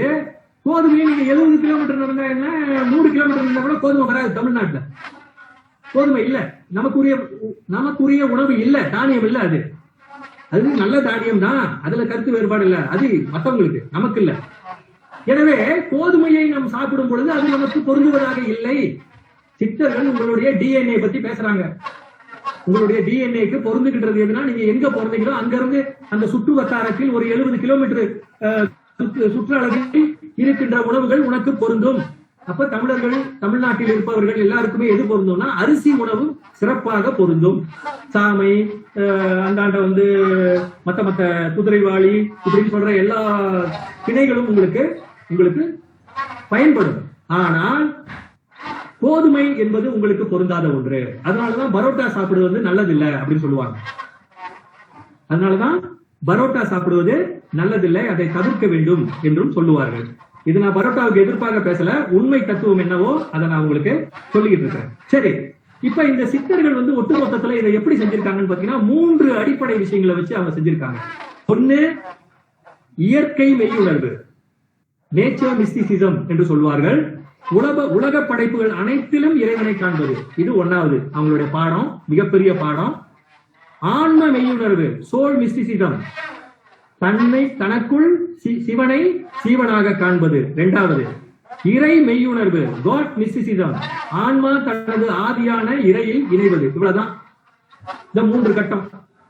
அப்ப 1வது என்னன்னு கேட்டீங்கன்னா, இயற்கை மெய்யுணர்வு, உலகை படைப்புகள் அனைத்திலும் இறைவனை காண்பது. நீங்க பல பெரியவர்களுடைய பேச்சை கேட்டிருப்பீங்க, புத்தகங்களை படிச்சிருப்பீங்க, ஞானம் பெற்றவர்களை பற்றி நீங்கள் கண்டிருப்பீர்கள். அதுல பலரும் என்ன சொல்லுவாங்கன்னு பாத்தீங்கன்னா, நான் தியானத்துல இருந்தேன் ஒரு காலகட்டத்துல, திடீரென்று எனக்குள்ளார ஏற்பட்ட மாற்றத்துல இந்த உலகமே எனக்குள்ளார இருப்பதாக நான் உணர்ந்தேன், இந்த உலகத்தில் எல்லாவற்றிலும் நான் கலந்திருப்பதாக உணர்ந்தேன் அப்படின்னு சொல்லுவாங்க. நான் படித்த பல நூல்கள்ல இந்த செய்தி வருது. ஆட்டோபயோகிராபி ஆஃப் யோகி அப்படின்னு சொல்லி யோகானந்த பரமஹம்சர் எழுதியிருக்கிறாரு. ஒரு யோகி சுயசரிதை அப்படின்னு சொல்லி அந்த நூலு, நல்ல நூலு, 40 ரூபாய்க்கு தான் விற்கிறாங்க. 40 ரூபாய்க்கு தான் விலை குறைவு, அது அவ்வளவுதான் நினைக்கிறேன், முன்ன நான் வாங்கினது. அருமையான நூலு, அந்த நூல்ல இருக்கு. சுவாமி ராமா சொல்கின்ற நூல்ல இருக்கு. இப்ப லேட்டஸ்டா உங்களுக்கு பிடிச்சாலும் சரி பிடிக்காட்டியும் சரி, இந்த செய்தி எனக்கு சொல்லப்பட்டிருக்கிறதுனால நான் உங்கள்கிட்ட சொல்றேன். ஜாக்கி வாசுதேவ் அவர்களுடைய வாழ்க்கை வரலாற்றை சொல்லும் பொழுதும் இதை பற்றி அவர்கள் சொல்லி இருக்கிறார்கள். ஒரு கட்டத்தில் அவருக்கு திடீரென்று அங்க இருக்கின்ற எல்லாமே தனக்குள் இருப்பது போலவும், தான் எல்லாவற்றுக்குள்ளும் அடங்கி இருப்பது போலவும் ஒரு எண்ணம் தோன்றியது, ஒரு அனுபவம் ஏற்பட்டது என்று அவர் சொல்லுகிறார். அப்ப அதுதான் இயற்கை மெய்யுணர்வு அப்படின்னு சித்தர்கள் சொல்றாங்க. அந்த உணர்வை கொண்டு வருவதற்கான முயற்சியும் பயிற்சியும் நிறைய சொல்லியிருக்காங்க. அந்த கருத்துக்களை எல்லாம் இப்ப ஒவ்வொன்றா எடுத்து சொல்ல ஆரம்பிச்சனாக்கா உங்களுக்கு நிறைய சிக்கலாகும். அதற்கான மூச்சு பயிற்சிகளை அவர்கள் சொல்லியிருக்காங்க. அதை சரசாஸ்திரம் அப்படின்னு சொல்லியே ஒரு புதிய சாஸ்திரத்தை உருவாக்கி அந்த சாஸ்திரத்தை கொண்டு சொல்றாங்க. அந்த சாஸ்திரத்தை நீங்க பாத்தீங்கன்னா உங்களுக்கு எல்லாருக்கும் கிடைக்கும். நீங்க இன்டர்நெட்லயே அதை எடுத்துக்கலாம். அதுல உதாரணமா ஒரு பாடல், இந்த பாடல் திருமூலகிட்ட பாடல்லையும் இருக்குது. நான் செய்தியை மட்டும் சொல்றேன். வெள்ளி, புதன், திங்கள் இந்த 3 நாள், அடுத்து சனி, ஞாயிறு, செவ்வாய் இந்த 3 நாள், அப்புறம் வியாழக்கிழமை தனியா வச்சுக்கோங்க. வெள்ளி, புதன், திங்கள் இந்த 3 நாளும் காலையில எழுந்திருக்கும் போது ஒரு மனிதனுக்கு காத்தோட்டம் இடது பக்கம் இருக்கணும். சந்திர நாடி, இடநாடி, பெண் நாடி அப்படின்னு சொல்றோம். இதுதான் இடப்பக்கம் இருக்கணும். எடுத்து நம்ம கைய வச்சு ஊத்தி விட்டு பார்த்தா தெரியும். நம்மளுக்கு 2 துவாரம் இருந்தாலும் எப்பொழுதுமே வந்து ஒரு துவாரத்துல தான் காத்து அதிகமா வரும், ஒரு துவாரத்துல ரொம்ப குறைஞ்சிருக்கும், இல்ல வராமல் இருக்கும். அப்ப அந்த நாடி ஓடுதுன்னு நீங்க புரிஞ்சுக்கணும். இடகலை, பிங்களை, சுழிமுனைன்னு சொல்லுவோம். இடகலை, பிங்களை, சுழிமுனை, சென்டர் நாடி, இடநாடி அப்படின்னு சொல்லுவோம். அது நடுநாடி. இடநாடி, வளநாடி, நடுநாடி. அப்ப இடது கை இருக்கிற பக்கம் இடநாடி, வலது கை இருக்கிற பக்கம் வளநாடி, நடுவுல ஓடுறது நடுநாடி. இந்த மூணு புரிஞ்சுக்கிட்டாலே போதும். அப்ப வெள்ளிக்கிழமை, புதன்கிழமை, திங்கட்கிழமை காலையில இந்த 3 பக்கம் ஓடணும். சரி, ஓடல, என்ன பண்ணுவ? சித்தர்கள் அதுக்கு ஒரு டெக்னிக் வச்சிருக்காங்க, ஒரு உத்தி வச்சிருக்காங்க. ரொம்ப எளிமையான ஒரு உத்தி. அந்த நேரத்துல இப்ப காத்து இந்த பக்கம் ஓடிக்கிட்டு இருக்கு, ஆனா இந்த பக்கம் ஓடணும் அப்படின்னு சொன்னா தலையை இப்படி திருப்பி எந்த பக்கம் காத்து ஓடணுமோ, எந்த பக்கம் காத்து ஓட நீங்க வைக்கணுமோ அந்த பக்கம் கொஞ்ச நேரம் அப்படியே படுத்துருந்தீங்கன்னு வச்சுக்கோங்க, ஒரு 10 நிமிஷம். தானாக காத்து உங்களுக்கு மடைமாற்றம் பெறும். இதுக்கு பேரு மடைமாற்றம் பேரு. சித்தர்கள் வந்து தங்களுடைய இலக்கியங்களை இதுல மடைமாற்று அப்படின்னு சொல்லியிருக்காங்க. இந்த மடைமாற்று நடந்து விட்டால் உடனே நமக்கு அந்த சரியா இருக்கும். இந்த பயிற்சி, இந்த சரப்பயிற்சியவே பார்த்துக்கிட்டு வந்தாலே உடம்புக்கு எவ்வளவு பெரிய நன்மை. அப்ப அந்த நாள்களில் நடக்க வேண்டிய சர ஓட்டம் அல்லது இந்த காற்று, மூச்சு காற்று ஓட்டமானது சரியா ஓடுதுன்னு நீங்க கண்டுபிடிச்சு செஞ்சீங்கனாலே உங்களுக்கு எவ்வளவோ பெரிய வாழ்க்கையில நல்ல நல்ல விஷயங்கள்லாம் நடக்கும். வியாழக்கிழமை வந்து எப்படின்னு கேட்டீங்கன்னாக்கா, வளர்ப்புறையில இடது பக்கமும், வளர்ப்புறையில இடது பக்கமும், ஏன்னா இதான் சந்திரன் வளரும் போது இடது பக்கமும், தேய்பிறையில சந்திரன் குறையும் பொழுது, தேய்ந்து கொண்டு வரும் பொழுது வலப்பக்கமும் காற்றோட்டம் வேண்டும். அவ்வளவுதான், ரொம்ப எளிமை. மறுபடியும் சொல்றேன், வெள்ளி புதன் திங்கள் இடது பக்கம், வெள்ளி புதன் திங்கள் இடது பக்கம், சனி ஞாயிறு செவ்வாய் வலது பக்கம், வியாழக்கிழமை அன்று மட்டும் வளர்பிறையில் இடது பக்கம், தேய்பிறையில் வலது பக்கம். இப்படி இந்த காற்றோட்டத்தை நீங்கள் மாற்றி மாற்றி அமைத்துக் கொண்டாலே, உதாரணமாக உங்களுடைய அக்குள் என்று சொல்கின்ற தடித்த நூலை எடுத்து இப்படி அமைக்கிக்கிட்டீங்களே, மூச்சு இந்த பக்கம் மாறிடும், மூச்சு இந்த பக்கம் மாறும். அந்த நடந்து போறதுக்கு அவங்க கொடை பிடிப்பாங்க. அந்த தேவை ஏற்பட்ட அந்த கொடையை எடுத்து விவரம் தெரிஞ்சவங்க இந்த பக்கம் அக்குள்ளையோ இந்த பக்கம் அக்குள்ளையோ வச்சுப்பாங்க. வச்சா மூச்சு மாறும். ஏன்னா ஒரு சில காரியங்களை செய்வதற்கு சர ஓட்டம் வலது பக்கம் ஓடணும், ஒரு சில காரியங்களுக்கு போகும்போது சர ஓட்டம் இடது பக்கம் போகணும் அப்படின்னு சொல்லுவாங்க. இதையெல்லாம் சரசாஸ்திரம் ரொம்ப அழகாக சொல்லுது. இணையத்திலேயே அந்த சரசாஸ்திரம் இருக்கு. எளிமையாக கற்று நீங்கள் அதனை பயன்பெறலாம் என்பதை உங்களுக்கு நான் சொல்லிக்கொள்ள விரும்புகின்றேன். பாருங்க, இந்த காற்று என்பது சாதாரண விஷயம் கிடையாது. இந்த காற்று என்பதுதான் உடலை காப்பாற்றுகிறது. அதுதான் பிரதானம். காற்று இல்லைன்னா எல்லாம் ஆளு போயிட்டானா இருக்காங்களான்னு பாக்கிறதுக்கு முதல்ல மூக்குல தான் கை வச்சு பார்ப்பாங்க, அப்படி தொட்டு பார்ப்பாங்க, நாடி பிடிச்சு பார்ப்பாங்க, போயிட்டாரு முடிச்சுப்பா அப்படின்னு சொல்லிடுவாங்க. அப்ப இந்த காற்றானது எப்படி இருக்குன்னு பார்த்தா ஒரு வேடிக்கையா இருக்கு. நம்ம உடம்புல மத்ததெல்லாம் வந்து உள்ளுக்கே இருக்கு, பார்க்க முடியும். ரத்தம் இருக்கு, சதை இருக்கு, எலும்பு இருக்கு, எல்லாம் பார்க்க முடியும். ஆனா இந்த காத்து மட்டும் எப்படி இருக்குன்னு பாத்தீங்கன்னா பற்றற்று இருக்கு. அதை நம்ம குடிச்சுலாம் வைக்க முடியாது, குடிச்சு வைக்க முடியாது, அதை வந்து ரிப்பேர் பண்ண முடியாது, ஒண்ணுமே பண்ண முடியாது. அது பற்றற்று இருக்கு. நம்மள்கிட்ட பற்று கிடையாது. அது பாருங்க உள்ள வருது, மூக்குல உள்ள வருது, அப்படியே உள்ள போகுது, எல்லா நாளங்கள் வழியாகவும் போகுது, திரும்பவும் அது காற்றாக வெளியே போகுது, ஆக்சிடைசேஷன் நடக்குது. இது சயின்ஸ் படிச்ச எல்லாருக்கும் புரியும். இந்த மூச்சாக வந்து வந்து போய்கிட்டு இருக்கு, ஆனா அதுல எந்த பற்றும் இல்லை. எனவே திருக்குறளை படிக்கிறப்ப எனக்கு ஒரு சின்ன ஒரு சந்தேகம். திருவள்ளுவர் இதைத்தான் அந்த இடத்துல வச்சாரோ, பற்றுக பற்றற்றான் பற்றினை அப்பற்று பற்று விடுவது அப்படிங்கிறாரு. பற்றற்றான் பண்ணி பற்று நீங்க குடிச்சிட்டீங்கன்னா பற்று பற்றெல்லாம் போயிடும் அப்படிங்கிறாரு. அப்ப இதைத்தான் சொன்னார் அப்படின்னு சொல்லி ஒரு சின்ன கேள்வி. வந்து மூச்சை சரி செய்யும் கலை அப்படின்னு சொல்லுவாங்க. ஒரு சரசாஸ்திரம் சொன்னால மூச்சை சரி செய்யும் கலை, அதுல ஊது முறை அப்படின்னு ஒரு விஷயம் இருக்கு. அதை வந்து கத்துக்கொண்டா நம்ம உடம்பு நம்மளே வந்து சீர் செய்து கொள்ளலாம். உதாரணமாக ஒரே உதாரணம் சொல்றேன். இந்த ஊதுமுறை என்பது வந்து மிக ரகசிய விஷயம், முகமாக நீங்கள் கற்றுக்கொள்ள வேண்டும். நான் யார் மூலமா இதை வந்து தெரிஞ்சுக்கிட்டேன் அல்லது எனக்கு தெரிய நூலை உங்களுக்கு காட்டுறேன். ஊர்லயே வெளியான ஒரு நூலு பாத்துக்கங்க, இப்ப நல்லா பாத்துக்க. இந்த நூலு இதுக்கு நான் வந்து விற்பனைக்கு ஏஜென்ட் கிடையாது, இருந்தாலும் இந்த நூலை உங்ககிட்ட காட்டணுன்றதாக செய்வதாக சொல்லப்பட்டிருக்கு. சரிங்களா? இதை எழுதியவர் யாருன்னு பாத்தீங்கன்னாக்கா இவர் தான் எழுதியவர் உங்க ஊர்ல, சென்னையில, கிராமத்துல இருக்காரு. சரிங்களா? இந்த நூலை பற்றி நல்லா ஆழமா பேசியிருக்கிறாரு. உங்களுக்கு இந்த கருத்துக்களை பெற வேண்டும் என்று சொன்னால் நீங்கள் பெறலாம். இதே ஞான ஒளி உடல் இன்னொரு நூல் எழுதியிருக்காரு. ஞான ஒளி உடல் அப்படின்னு இன்னொரு நூல் எழுதியிருக்காரு. அருமையான நூல். இந்த நூல்களையும் மலேசியாவின் மிகச்சிறந்த முதன்மை பல்கலைக்கழகமாகிய மலாயா பல்கலைக்கழக வெளியீடு செய்யப்பட்ட 2 நூல்கள் இவை. இந்த 2 நூல்களுமே அவர் ரொம்ப அழகா அதை சொல்லி இருக்காரு. சரி, இந்த மூச்சு என்ன செய்யுது அப்படின்னு பாத்தீங்கன்னா கொஞ்சம் இழுக்கமா இருக்கும். கேட்டீங்கன்னா ரொம்ப ஆழமான அறிவியல் கருத்துக்கள். கொஞ்சம் கேட்டுங்க, பிறகு உங்களுக்கு வாய்ப்பு இருக்கும் போது இன்னும் மேலும் அதை நீங்க பெருக்கிக்கலாம். உடல்ல இருக்கிற செல் போதுமான பிராணவாயு உள்ளுக்கு போனுச்சுன்னா அது அழியாமல் காப்பாற்றும். அப்ப சித்தர்கள் என்ன சொல்றாங்க அப்படின்னு கேட்டா, எப்படி உடலில் இருக்கின்ற செல்கள் கேட்டீங்கன்னாக்கா சித்தர்கள் ஆய்வு சொல்றாங்க. இதெல்லாம் குருமுகமா நீங்க கத்துக்கலாம். கத்துக் கொடுக்கிறது தமிழ்நாட்டிலேயே நிறைய பேர் இருக்காங்க, நீங்க அதை கற்றுக்கொள்ளலாம். எனவே இது ஒரு முக்கியமான ஒரு பகுதி. அதற்கு பிறகு என்ன சொல்கிறார்கள் என்று சொன்னால், இன்னொரு முறை இருக்கிறது, இன்னொரு உத்தி இருக்கிறது. அதை சித்தர்கள் பலரும் சொல்கிறார்கள். திருமூலரும் சொல்கிறார், உச்சியை நச்சி இன்பம் கொள்வார்க்கு நமனில்லை என்னாலுமே. உச்சினா இங்க இத பிரம்மரந்திரம் அப்படின்னு சொல்லுவாங்க. அப்ப மூலாதாரத்திலிருந்து ஒரு தாமரை கொடி போல அப்படியே மேல ஒன்னொன்னா ஒரு ஆதாரத்தை தாண்டி இறுதியாக இந்த பிரம்மரந்திரத்தை சேரும் பொழுது அங்கே அமுதம் ஊறும். அந்த அமுதம் வாய் வழியாக உள்ளுக்கு சின்ன நாக்கு இருக்கு, அதுக்கு பக்கத்துல அது சுரக்கும். நான் ரொம்ப சாதாரணமா சொல்றேன், சுரக்கும். 1 சொட்டு 2 சொட்டு சுரந்தால் போதும், அதுக்கு உங்களுக்கு எந்த உணவும் எதுவுமே தேவையில்லை. இது சித்த இலக்கியங்கள்ல சொல்லப்பட்ட விஷயம். உணவு எதுவுமே தேவையில்லை, எடுத்துக்க வேண்டியதில்லை. உங்க உடல் சிறப்பாகும், பொன்னுடலாகும். அந்த பொன்னுடல் உங்களுக்கு மரணமில்லா பெருவாழ்வை தரும் என்று சொல்லுகிறார்கள். எனவே சீர்மிகு பரவெளியில இறைவன் இருக்கிறான்னு சொல்றோம். அது அப்சல்யூட் செல்ஃப் அப்படின்னு ஆங்கிலத்தில் சொல்லுவோம். தனக்குள்ளே அது இருக்கிறது என்பதை உணர்ந்தவர்கள் தான் சித்தர்கள். அதுதான் நான் முதலே சொன்னேன், சீவனில் சிவனை காண்பது, அதுதான் இது.